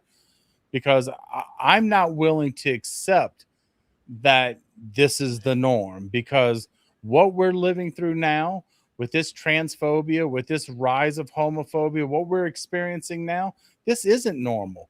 We were heading a different direction for quite a while, but we've gotten into this Mhm. phase demonizing people, and this is going to fail. And I know that in the long run, people are going to look back at a lot of this and go, man, we were a bunch of jackasses.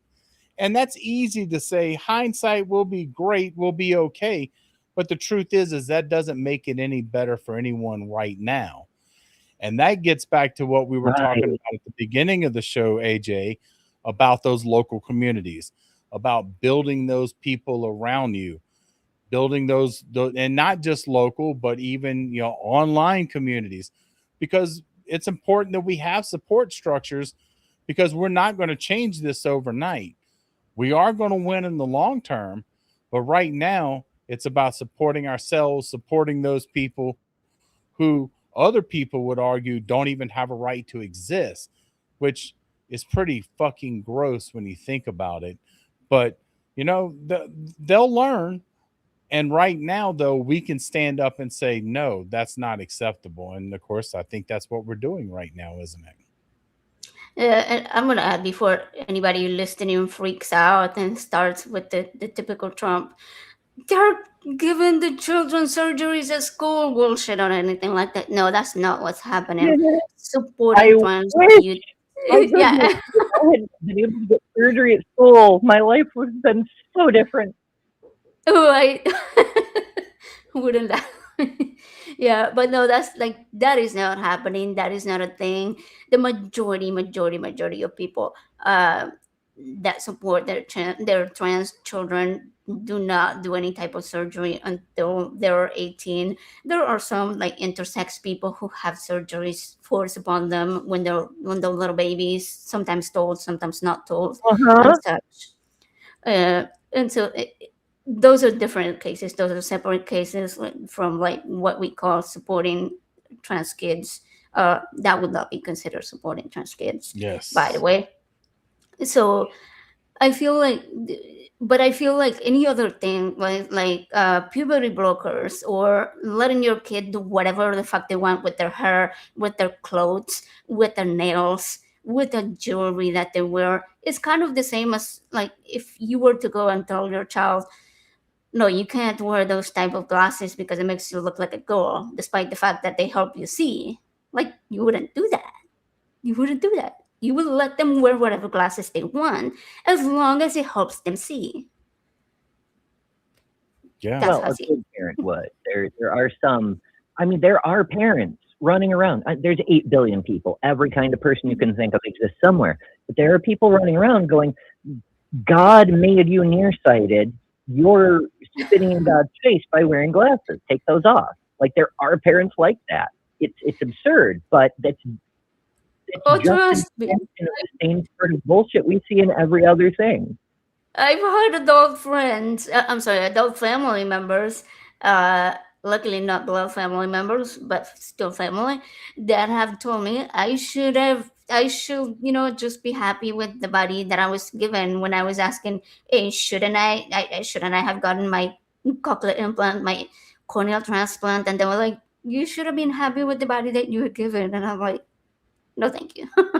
I'm happy with this one. I'm Yeah, happy with the to make fixes. it better, why wouldn't we do that? Now, I do want to clear up a couple of points. The first is Yeah. no one is against surgeries on children more than intersex people who had surgeries done to them when they were infants. Whenever we ban surgeries on children, our government likes to carve out an exception to make it okay to do to intersex babies. We want that stopped too. Holy shit. And as far as trans kids, it's actually the medical best practices to wait until puberty finishes before you do some remodeling on the plumbing, because whichever way you're going, you want that tissue to develop because you need to work with that tissue in order to change it to be whatever fits the person best. Like we saw this with that when Jazz Jennings was going through her teenage transition on freaking national television. When she got ready to do her lower surgery, she had to go off of her hormones for a while to allow her plumbing to develop a bit so they had enough tissue to work with. Like, that's the medical practice. You can't do the surgery on a person who's too young because you don't have enough tissue to work with. You just cannot do the surgery. And it's wild to me. And to be clear, nobody's saying, if you don't do it like the moment they have their first period or they grow their first pubic hair or whatever, they'll kill themselves. No, if you tell a trans child, we want to help you, we're willing to work with you, we can give you puberty blockers and therapy now. In a few years, maybe we can talk about hormones, but we can't do surgery until you're 18. But if you're still on this track when you're 18, we absolutely can do surgery. If you tell them that, there's a light at the end of the tunnel, and they'll happily go through the damn steps. Holy shit. Yeah, it's actually best practice for a lot of different surgeries, not just gender affirming surgeries. Like my kids had two open heart surgeries at very different stages of life. Right, one was at 11 weeks old, and they couldn't do the full surgery that they needed to do because the baby was so small and their heart was so tiny that there was hardly any tissue.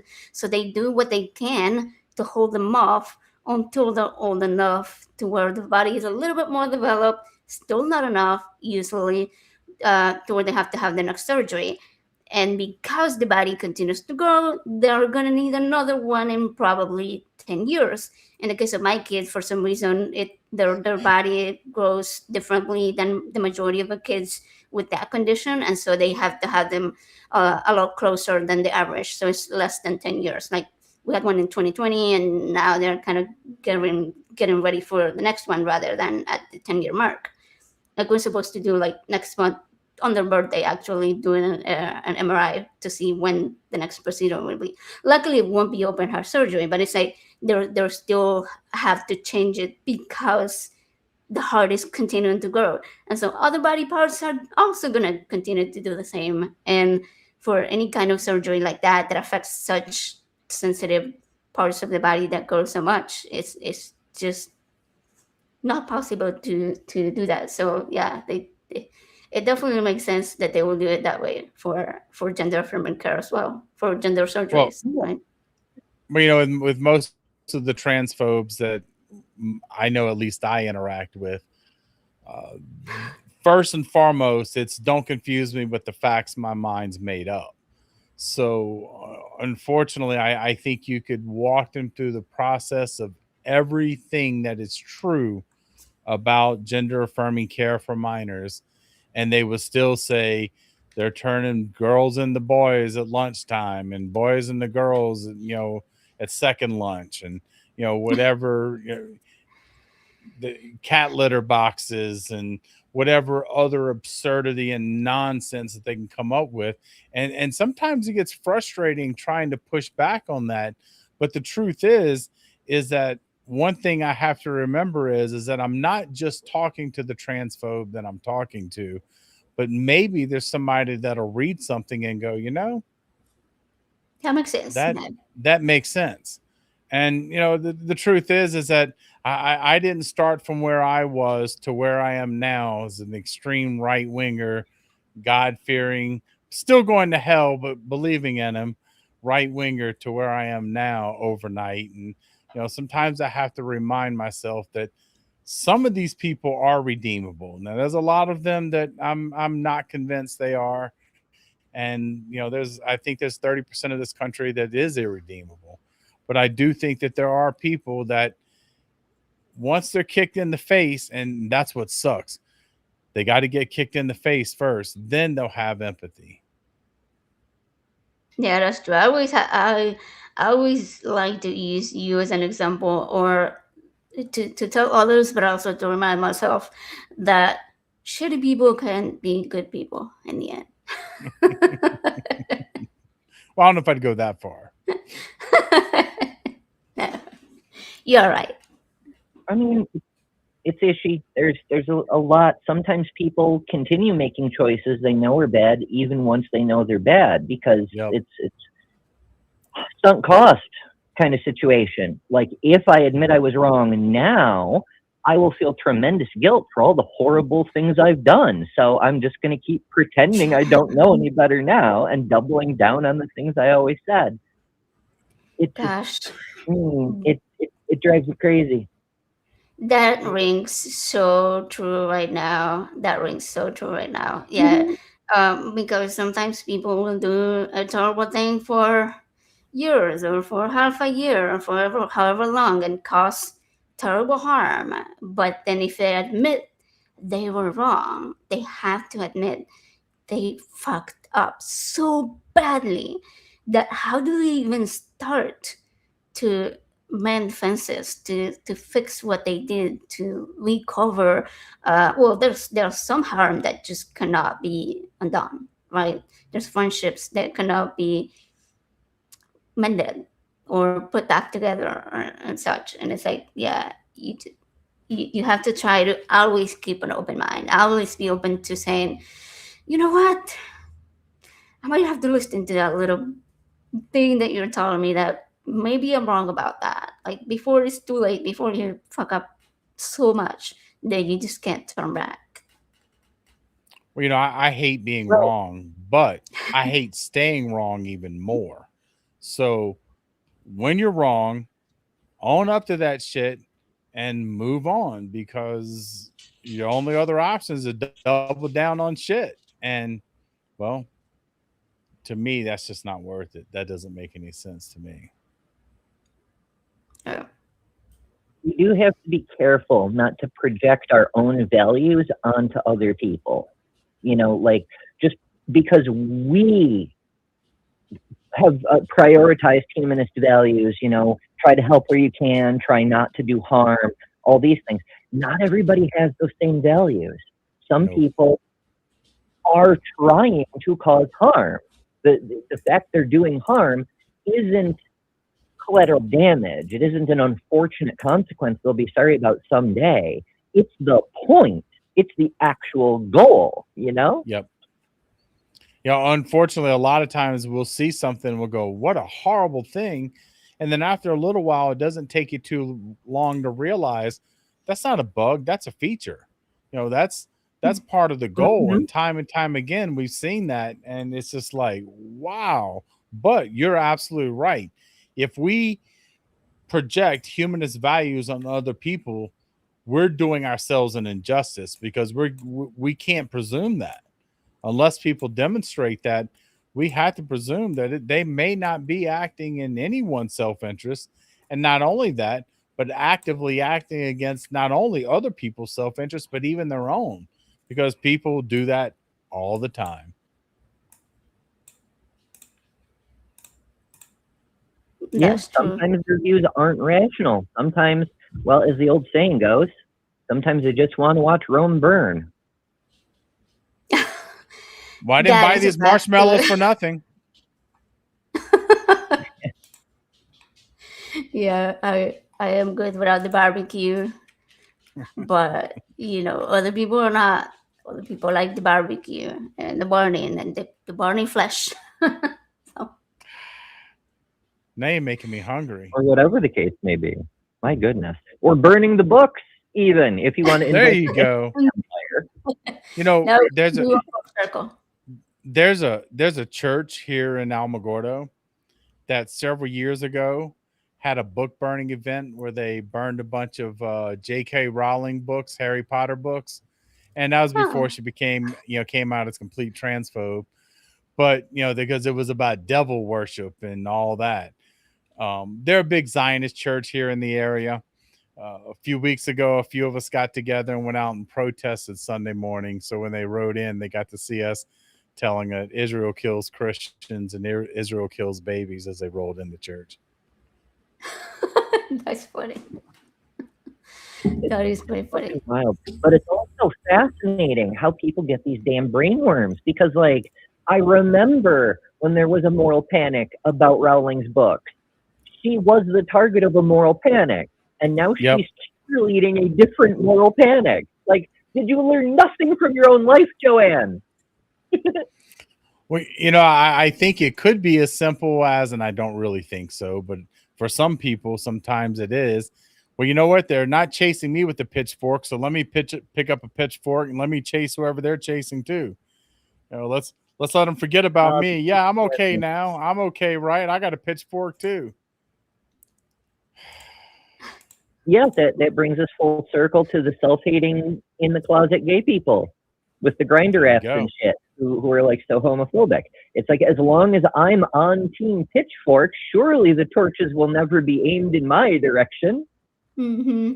Exactly. Like you see this thing where black MAGA will get up and they'll be shocked that they went to some event and got treated, heard them being called racist names. And it's like, what do you think?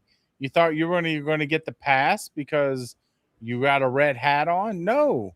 When they're in charge, they're going to treat you just like they treat us. So don't think you're getting the buy because you bought a red hat from China that says "Make America Great Again." Yeah, you voted for the leopards eating faces people. Don't be surprised when the leopards eat your face. That's literally what you signed up for. I remember all our minds were blown in I think it was 2012 when Michelle Bachmann ran on the platform that women like her should not be allowed to vote or run for office. Man, you want to be president of the United States on the platform that you shouldn't be allowed to be president of the United States.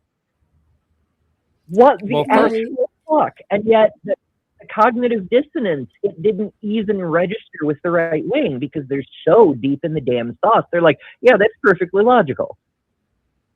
Exactly. Well, first, let me say that I had not thought of Michelle Bachman in years now.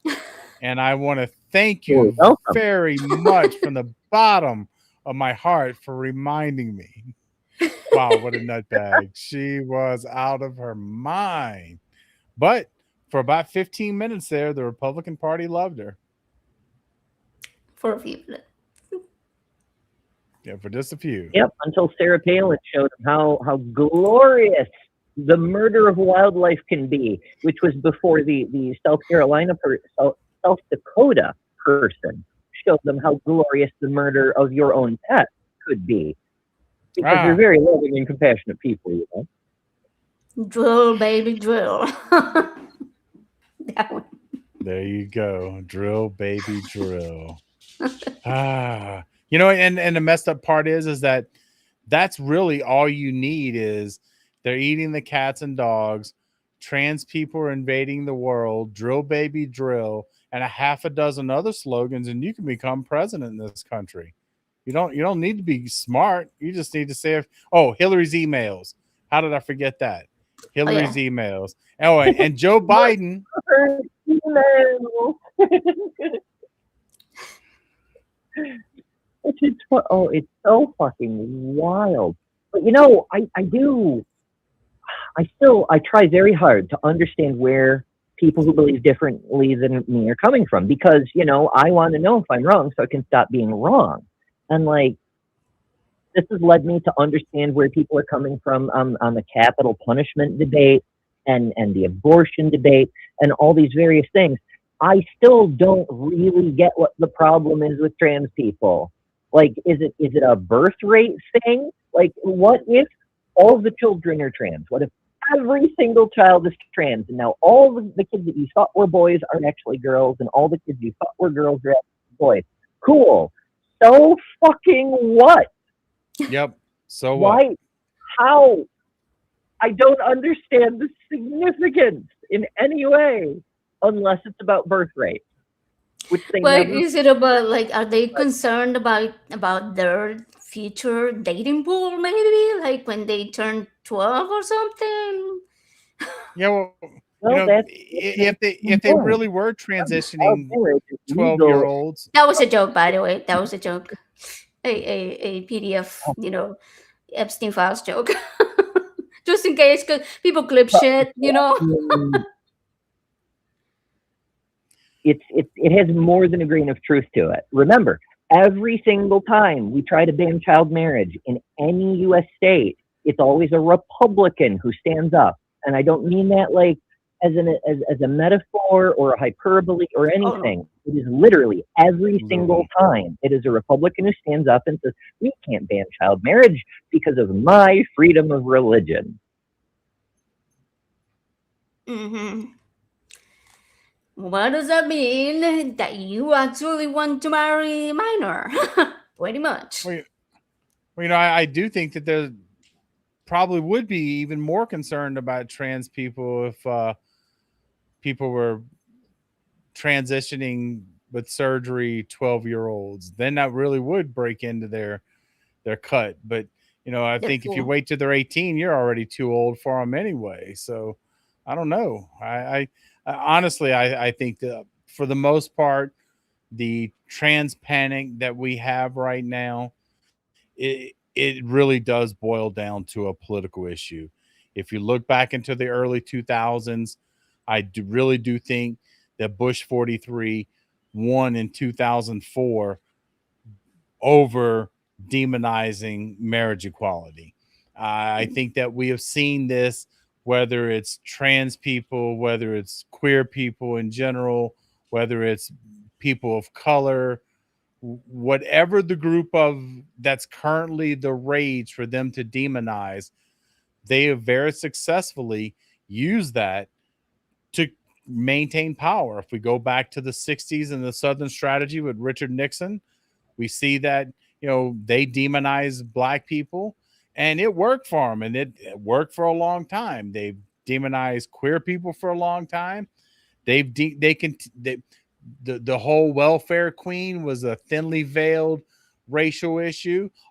They just keep going back to the same bag of tricks because it keeps working over and over and over again. And so until people wake up, we're just going to keep doing this. I can give you a single organization that proves your hypothesis all by themselves. It's the American College of Pediatricians. You know, that fake doctor group that is pretending to be the American Academy of Pediatricians? They were founded in the 1970s specifically to oppose women's right to abortion.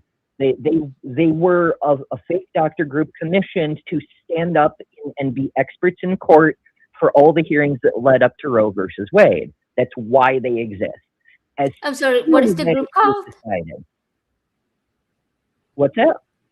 Oh, what is the group called? Because when you first said it, my brain just thought of the real group, but then I realized that you were talking about two separate ones.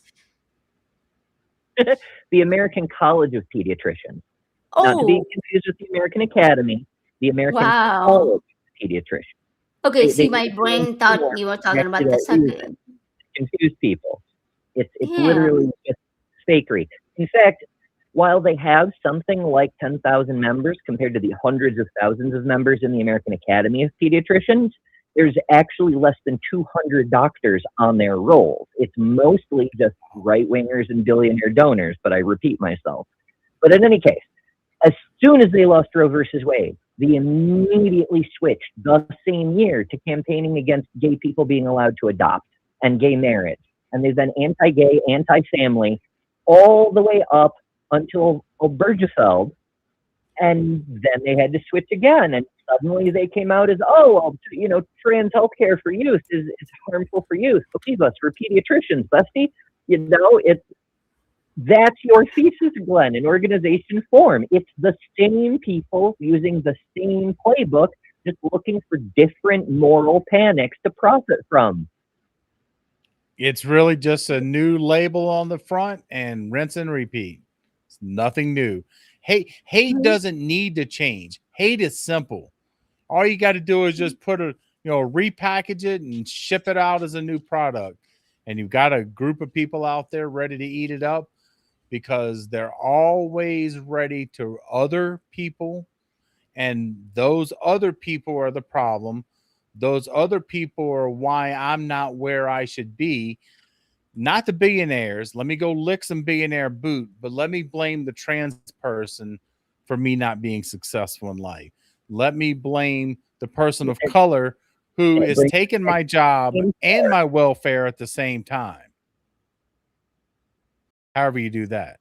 Yeah, that's the central premise of 1984, is our society would be great and wonderful and everyone would be taken care of. There'd be universal health care and no one would have to pay bills and there'd be plenty of food. We wouldn't have to ration and all this shit if it weren't for those damn East Asians that we've been at war with. If only we could finish them off, if we could end this war between the cultures. I mean, did I say East Asians? I meant Eurasians. We've always been at war with Eurasia. Remember, all this shit, because you just change the group. You just control F, and now it's always been a problem.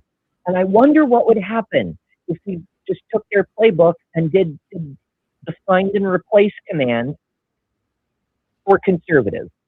Like if we started saying, instead of black people are a danger in the bathroom, never mind, it's gay people are a danger in the bathroom, never mind, it's trans people are a danger in the bathroom, never mind, it's Mexicans who are a danger in the bathroom. If we just said the true thing, because it's always been projection this entire time, conservative people are a threat in the bathroom. What if we did that?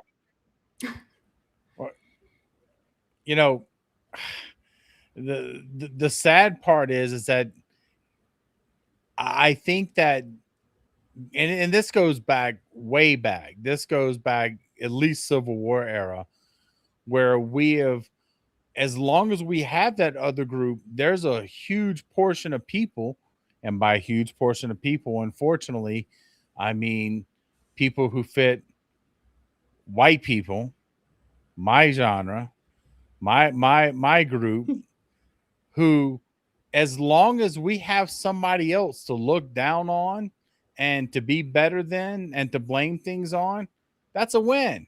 And that's the thing we've got to get people to stop doing, because this othering thing sucks, and they don't listen to the facts, and I don't know if they would listen to the facts, because they sure haven't to this point. And it hasn't been their strong point now, but I'm hopeful. We'll see. I don't know. I do think our civilization would be better off without scapegoating. But if we're stuck with a group of people who can only think in terms of scapegoating, maybe we should put the blame on the people who Scapegoat them. deserve it. The people who have been trying so hard to hurt everyone else. It's fucking wild. And oh my goodness, there's so much to this discussion. Like I see people talking about abortion stuff in the side chat, and it's sort of a thing too, that we're losing. We're not going back to traditional values, because there's that woman recently who needed a C-section, and they stopped everything to bring a Zoom call into her hospital room with a judge and lawyers and a bunch of expert witnesses, and they held court proceedings to decide whether she should be allowed her emergency C-section or not. The court's deciding instead of the woman who is there, and it's her body. Or the doctors. Absolutely unhinged. When I read about it, that was another one of those cases that I had to go back and, okay, this is an exaggeration. This can't really be this bad, can it? But yeah, it could. I mean, I can't imagine going through labor. I mean, I can't imagine going through labor anyway, but I can't imagine going through labor and having to plead your case in front of the judge on whether you should get a C-section or whether you should be able to have your child vaginally as you requested. That Like, is dystopian as it gets. right, that is a conversation between yourself and your doctor. That's it. Nobody else needs to. Well, obviously, if it's a team, Yeah, any and issues, it's stuff, not right? But even an abortion. That's whether she should get a C-section or not. Like no one is doing anything about the baby. They want to get the baby out. Yeah. It's so many steps removed from the abortion controversy itself. It just goes to show the abortion thing is just a smokescreen for controlling women and removing their ability to make choices for ourselves. Well, it boils down to them treating abortion as if people are having abortions as glibly as, do I want the number one or do I want the number two from McDonald's? Do I want the hot fudge sundae with or without a cherry, or do I want caramel?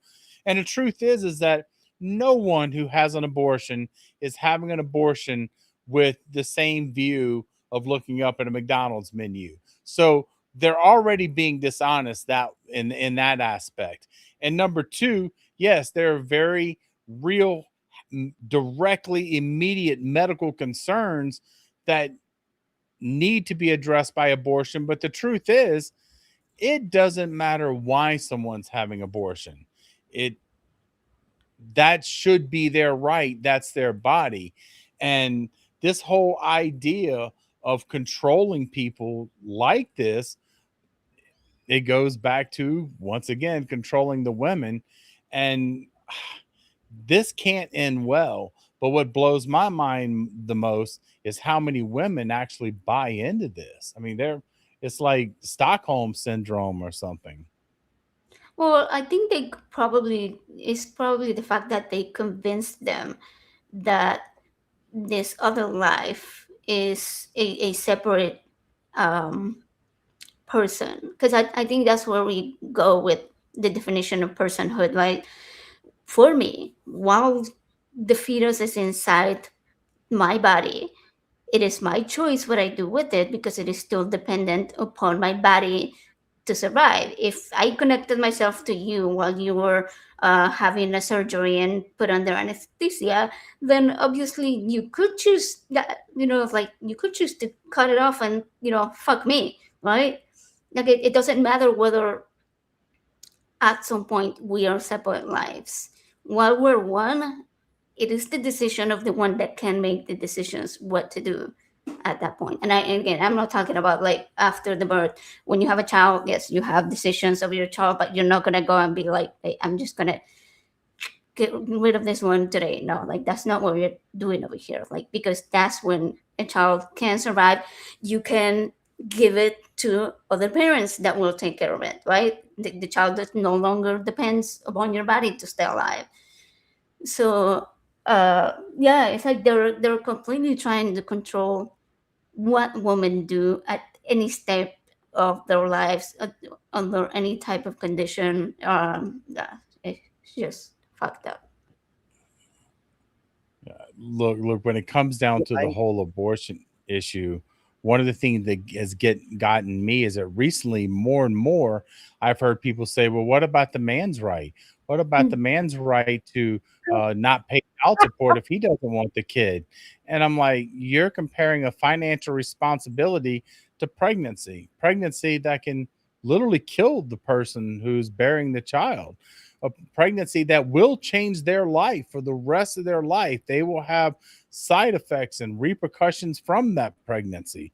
So, comparing it to a financial obligation, that look, you did have every choice, but your physical obligation ended the moment you made some funny looking face and maybe some noises, and I don't know what your particular things are, but that's where your physical obligation ended, and that's where your rights ended too.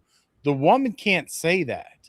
So to try to equate the two is, I mean, especially if you're talking about money, to me, I just think you're telling on yourself and saying, yeah, women are little more than, property themselves who need to bear my child or not bear my child. Because they're like, I've even seen them say the man's child. No, it's not the man's child. What are you talking about? You going to open up a spot for it? Get ready. Therefore, the children that women produce are property too. Of course, this is just Oh basic yeah. capitalism, right? That always seems to be the case. And yeah, again, it goes back to the traditional values of ownership. And, the wife belongs to the man, the wife belongs in the house, the wife belongs taking care of the children, and Yeah, the it's wife it's has to all do what the father culture. says. Well, And culture. It's indoctrination. It's mechanisms of control. It's fucking bullshit. I personally, I I I like the idea of a culture that's based on duty, right? So like I raised my three older kids constantly telling them just because we can do a thing doesn't mean we have to. Like it's great to have opportunities and we should take advantage of opportunities when it's suitable for us to do so.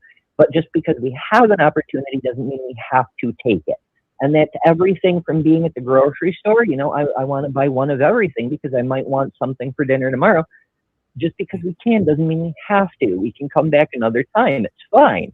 Or being invited to a party. If you want to go spend time with your friends and do the party thing, great.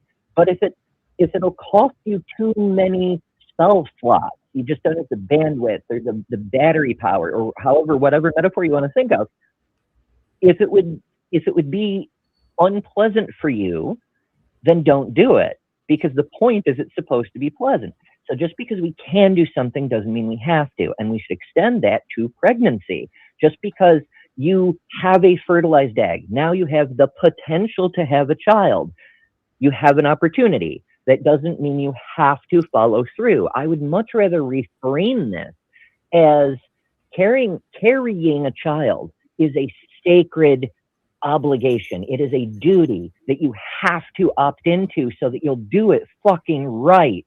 And if you do not enthusiastically opt in, just like getting pregnant in the first place, if you do not enthusiastically sign on, automatic abortion. As soon as that doctor's office detects a pregnancy, the doctor says, hey, you're pregnant. Do you want to keep it? Yes, no, or give me more time. That's a valid option too. But if the person does not say yes, automatic abortion. I think it should be built in. Now, again, you have to have the choice. You have to have the choice because we run that risk of government telling people, making their medical decisions for them.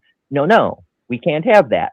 But if we make the cultural default automatic abortion unless you opt in, it'll work wonders, both for people's freedom and right to exist and shit, but also for the quality of life children experience. Because if people make a conscious choice, yes, I want this child, then they'll fucking care about the child in a way we do not see today.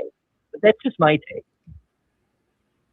Look, I'm with you. I think that it's a mistake to think that if a woman is pregnant that she needs to have that child because, oh well, if you know the mentality, the gross rapist mentality of, if you spread your legs, you pay the price for it, kind of boomer mentality. But by perpetuating that, you just create harm. You create situations, as you alluded to, where kids are in abusive situations. They're in situations where maybe parents don't not want the kid, but literally can't afford them. I remember one of the situations that we addressed when we were on the nonprofits was a don't want to say it was a 14-year-old, 13 or 14-year-old girl had gotten raped, had a kid. Of course, Mississippi abortion ban. Mom was working 2 jobs, couldn't afford to get her out of state to get an abortion, so she had the kid. Now, the mom couldn't afford to get out of the state to even get an abortion. What kind of situation do you think this child's being raised in? Especially when you're talking about conservatives who are pull up by the bootstraps and let's cut health care and let's cut every program that could possibly improve the quality of life for this kid. What are you thinking? You're not pro-life, you're pro-forced birth. That's really all it is. Yeah, I think Did that's I, that's yeah, that's one pretty good way to put it. Yeah, pro forced birth. I've heard that term before. I completely agree with it. Yeah, Yeah, just the fuck that. terms, Yeah. because you're not pro-life if you don't care about the life that already exists, if you don't care about the risk to the mothers, or the fact that most mothers already have other children. you know, like, these other lives matter too, not just the possibility of a person. My goodness. you know, post more maternal birth rates. I mean, maternal mortality rates have been skyrocketing in places like Texas since the abortion ban. And we've been seeing it even before the abortion ban. We've seen these rates rise because, once again, if you're pro-life, and this is one of the things that I will tell people who tell me they're pro-life, I'm like, oh, me too. I support universal health care, universal living wage. I believe that everyone has a right to housing. And then, of course, by the time I get to that point, they're very quick to correct me that no, they're not. Typically, they're not in support of any of those things.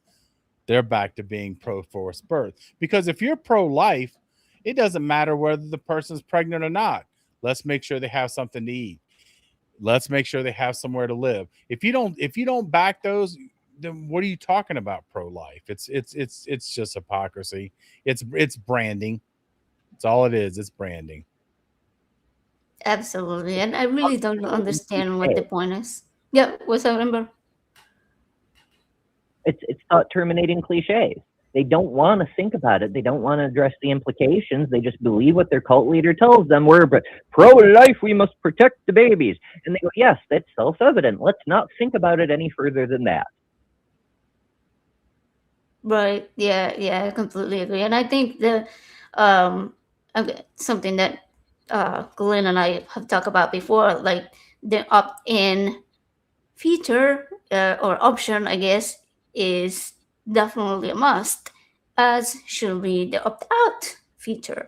If you have a terminal illness, or if you're, much older, and they're like, hey, yes, there's nothing else we can do, or if you're suffering from a very painful long-term condition, um, and you choose that option to end your life, that should also be an option. But also that I just don't understand the people that are against universal healthcare, because that option of having to opt out often could be solved by having universal healthcare and being able to provide people with a good lifelong healthcare, and to where they don't get to that point, right? To where they have to like just choose between not wanting to die and having to die. Yeah, and the irony is that I am of the belief that if we had some type of death with dignity, right to die, organized and national, and it was something that we had started to destigmatize, I still think that more people in our current system would die from not being able to afford health care than people choosing that route, which is, Right. it's like, look, you want to say, okay, you can't choose to die, but we're more than happy to let you die through indifference and saving a buck. Now that, I don't know Right. what kind of reflection that is on society. Well, that's the culture. Again, you're not allowed to make your own decisions. We, the patriarchy, the people in charge, the billionaires, however you want to frame it, we tell you how you have to live. That's the point. The whole point of all the things. Yeah, I think it is. I think it absolutely is. I just realized we're over 2 hours right now. But I was just having, I enjoy this conversation so much. I think we went over so I many told you, great I can topics as literally go on always. forever. Yeah, no, I love it, but I don't want to keep like our crew members beyond what they may be able to. I could keep going for 2 more hours, of course, but I don't think they will like us very much if we do. you know. I mean, it's probably a good time to start wrapping things up because we've reached a good point in the conversation. If we keep going, I'm going to start telling people about what happens if we don't allow choice in the other direction. Like when you have a problem pregnancy and the doctors really strongly recommend you terminate, but you want to keep it. What happens then, pro-lifers? So yeah, let's save that discussion for another time, perhaps. Yeah, I think you can come back next time, and we'll definitely cover that one. I'm sure we'll have Glenn back at some point. He's invited back, to the party sometimes. I don't know. We'll see. We'll so, see. Amber, as always, awesome talking to you. You always have the best questions and calls and lead-in conversations. So I always appreciate you calling, and please, please, please keep calling back. Yeah, good talking to you, Amber. Oh, Again. yeah, Uh, likewise. I'm usually working, although I try to only bother people when it's either really funny or to try to inspire other people to call in. Every point that we made tonight was legitimate, but I was trying to lay out bait to get other people to call in, and nobody's biting. So the fish are all in bed, I suppose. Or maybe Yeah, they're praying. maybe there's still prayer time. Yeah, Yeah, they're in prayer time right now. They're waiting to hear back from but Jesus about what they should Yep. do. They're still on hold. Your Oh, call really? is important to us. Please wait. No, sorry, that's 2,000 something more years. We'll be with you in the next Oh no! 1,000 or so. Yeah, Uh, look, when they say Jesus is going to be on the line soon, that could be 2,000 years. yeah. I mean, define soon. That was another topic that I was gonna talk about on a different show. One of the possibilities of why we haven't heard back from Jesus yet might be something to do with what if he's traveling at the speed of light and is experiencing time dilation, and for him, he's only been gone for 10 minutes. I figured it was. I think the clue is that it took 3 days for the. I'm sorry, Ember. I think it. I'm just throwing out random shit at this point. I think it was the fact that it was 3 days The fact that it was 3 days for him to come back from the dead, he's on dial up. That's a hell of a ping. 3 days to respawn? Oh, hell no. You know what, I Amber? mean, Next technology week. has proved, like in World of Warcraft, I think you get to respawn every 60 seconds or something. It depends whether you're out in open world or you're in a battleground, because some battlegrounds you get the respawn wave every 2 minutes and everybody respawns as a group. It varies depending on your platform and how you're using it and such. Yeah, 3 days is it's like Pony Express speed. Yeah, that's bad. That's funny. No, I was gonna say that next week Eli is gonna be on, and while the topic is not physics, he likes to talk about physics. So we can talk about the time dilation and Jesus and all of that. That would be fun. That would be fun if you call next week when Eli's on. Yeah, that could be pretty crazy. What is Yeah. the topic with Eli? I know you're about to get into upcoming shows, but I want to peek ahead because I can. Is masculinity becoming toxic? Yeah. Becoming. Yeah. You see? Show. Everybody tune in. Mark your calendars. All right. Yeah, that would be a good Right. one. I But yeah. will so you can actually wrap the damn show. All right. Awesome. Okay, I'll see you around, number, and thank you again for calling. Good stuff. Um, yeah, that was a really fun call. I'm doing it. Yeah. Like we went down so many tangents. Oh yes, this I was gonna ask about the super chat because I saw it way earlier, like right before the call come on. Helen Hellspouse sent 666 and says, "Love you, AJ. Screw you, Glenn. If you know, you know." Cult money coming in. Hail Satan. Love it. Hail Satan. Damn right. It's Damn right. the mobster money coming in. She's sending the mobster money our way to hide it because we know how to hide the money. It's Money a laundering. joke. Clip that, but it was a joke. I have to make that warning because it's already happened. Not Oh, kidding. I'm not surprised. Oh goodness. Anyways, okay. I'm gonna start. If the crew could put up the information for the shows coming up, we can do that right now. Because we have a bunch of shows coming up like next week and stuff. Okay, so tomorrow's Friday, 4 p.m. Central, is the Deconversionists with Alan and Elliott at 4 p.m. Central, which I think I already said, but doesn't matter. Is a show where they open up the calls and people can get in and talk about whatever. Also, tomorrow is the Thought Experiment is the base show that comes on every 2 weeks or so like twice a month. And it comes on Fridays after the Deconversionists. There's like a little break, and then 7 p.m. Central, you have the debate show. This week, J.L. Warren is moderating the debate, and the debaters are Bryce and Greg. Good stuff. Right. What's next? What's next, guys? Should be Sunday show, right? Let's talk. If you could put it down there, I will do the thing. I mean, I do have it somewhere, but if you let me pull up my notes. I actually, we don't have a banner for that. So just mention your next show, AJ. Okay, good. All right. So yeah, so this Sunday is Let's Talk at 7 p.m. Central as usual, which is like the main show for Skeptic Haven, and it's going to be Godless Engineer. My bad, Godfather Engineer. My apologies, Father. Joking. And myself, we're gonna be over here doing mobster shit, taking over the secular syndicate.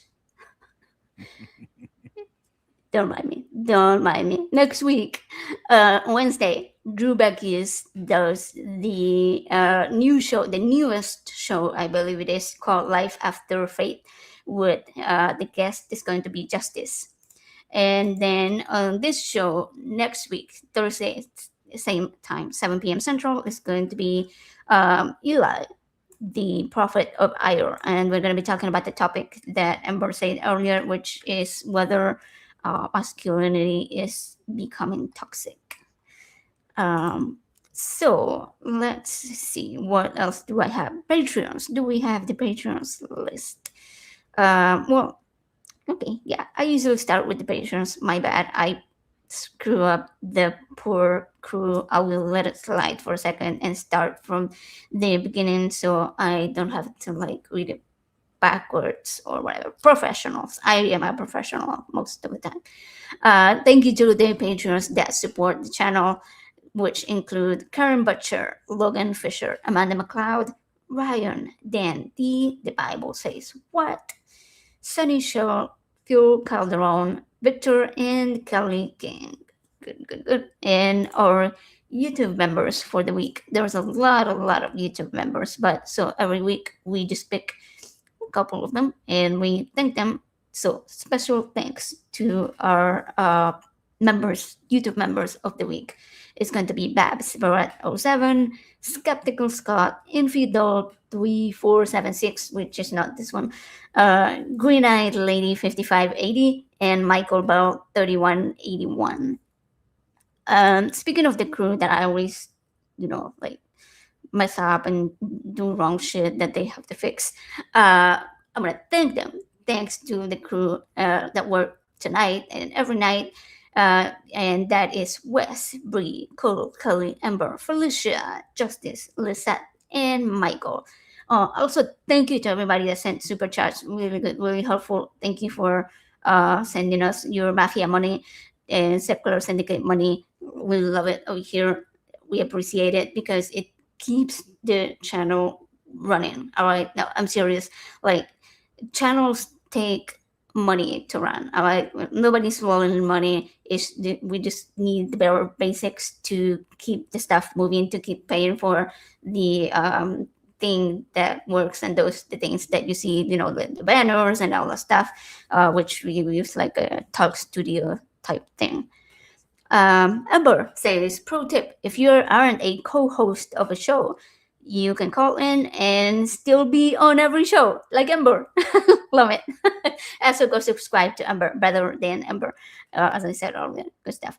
And also, if you actually want to be like, your face to be sitting right there next to me, like Glenn is right now, then you can actually send an email to skeptichaven@gmail.com and be like, hey, check me out. This is my channel, or this is what I do. This is what I would like to be on the show.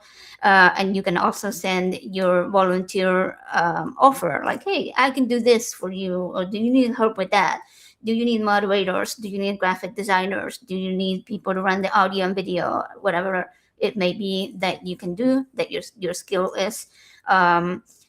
Just be aware, nobody gets paid because, like I say, the money is just the bare minimum that we get. So nobody gets paid. I don't get paid. Glenn doesn't get paid. The producers don't get paid. So volunteer. Well, I'll send you the mail and the check later. The Godfather engineer cuts the checks. So like, I'll have my guys send your guy. That's how that works. Oh goodness. Oh wait, you're muted. I could see you saying something and I thought you were like whispering. I said, as long as it's not Helen. Oh yeah, it's not Helen. Yeah. She gets the cut of the check from somebody that sent this to somebody that sent it to somebody. It's always in the mail. Whenever you ask for it, it's in the mail already. We've already sent it to you. You'll never receive it, but it's in the mail. You call the mail and be like, hey, the mob told me they will send me the money, but it's not here yet. What do I do? Type of thing. Oh, goodness. The jokes just write themselves. Good. This was really, really fun. But I don't want to keep the people up all night. I'll definitely have you back if I'm allowed, if they let me, if they don't think you fucked up too bad. Nah, you did great. You did awesome. Like, conversation, amazing. So anything else you wanted to add? Any outgoing messages to the public? Well, I will say it is a pleasure to be here, and I do want to have you on the first show when I finally start hosting on the Roots Matter. I know we've talked about that before, so you will be my first guest if I can talk you into it. And I Done. want to say that anybody who's not subscribed to The Roots Matter, go ahead and do that. We'd appreciate it. We put out some consistent content, and Cynthia is definitely motivated, and I think we have something that we can make happen there. So check us out. Once again, though, it's been an absolute pleasure working with you, as always. Even though I act like it isn't, I really appreciate being on. Same. I know we always mess around and have like a little bit of banter, like, hey, you're an asshole, whatever. But like, you're an awesome person. You were like one of the first people I met in this community. Like, and like, you've been amazing. I always love working with you. We always have some really great conversations. Love your family too. Like, you're a really good family. So I'm always excited whenever we get to work with you. Joe too. My husband Joe loves working with you. So. Feel the same way. Oh, okay. Helen says Cynthia will be talking at the Bible of Reason, which is a secular conference coming up in about 2 or 3 weeks, maybe. I think it's like mid June or so. If you go to blacknonbelievers.org, people can find like tickets and dates and all the information that's needed over there. All right. Thank you, everybody in the chat for participating. Thank you to everybody for supporting the show. And Glenn, again, thank you so much for taking your time of the day to be here in my shitty company. Kidding. We had fun. We had a good time. And thank you, Ember, for the call. And we will see you next time, guys. That's our time tonight on Critical Call.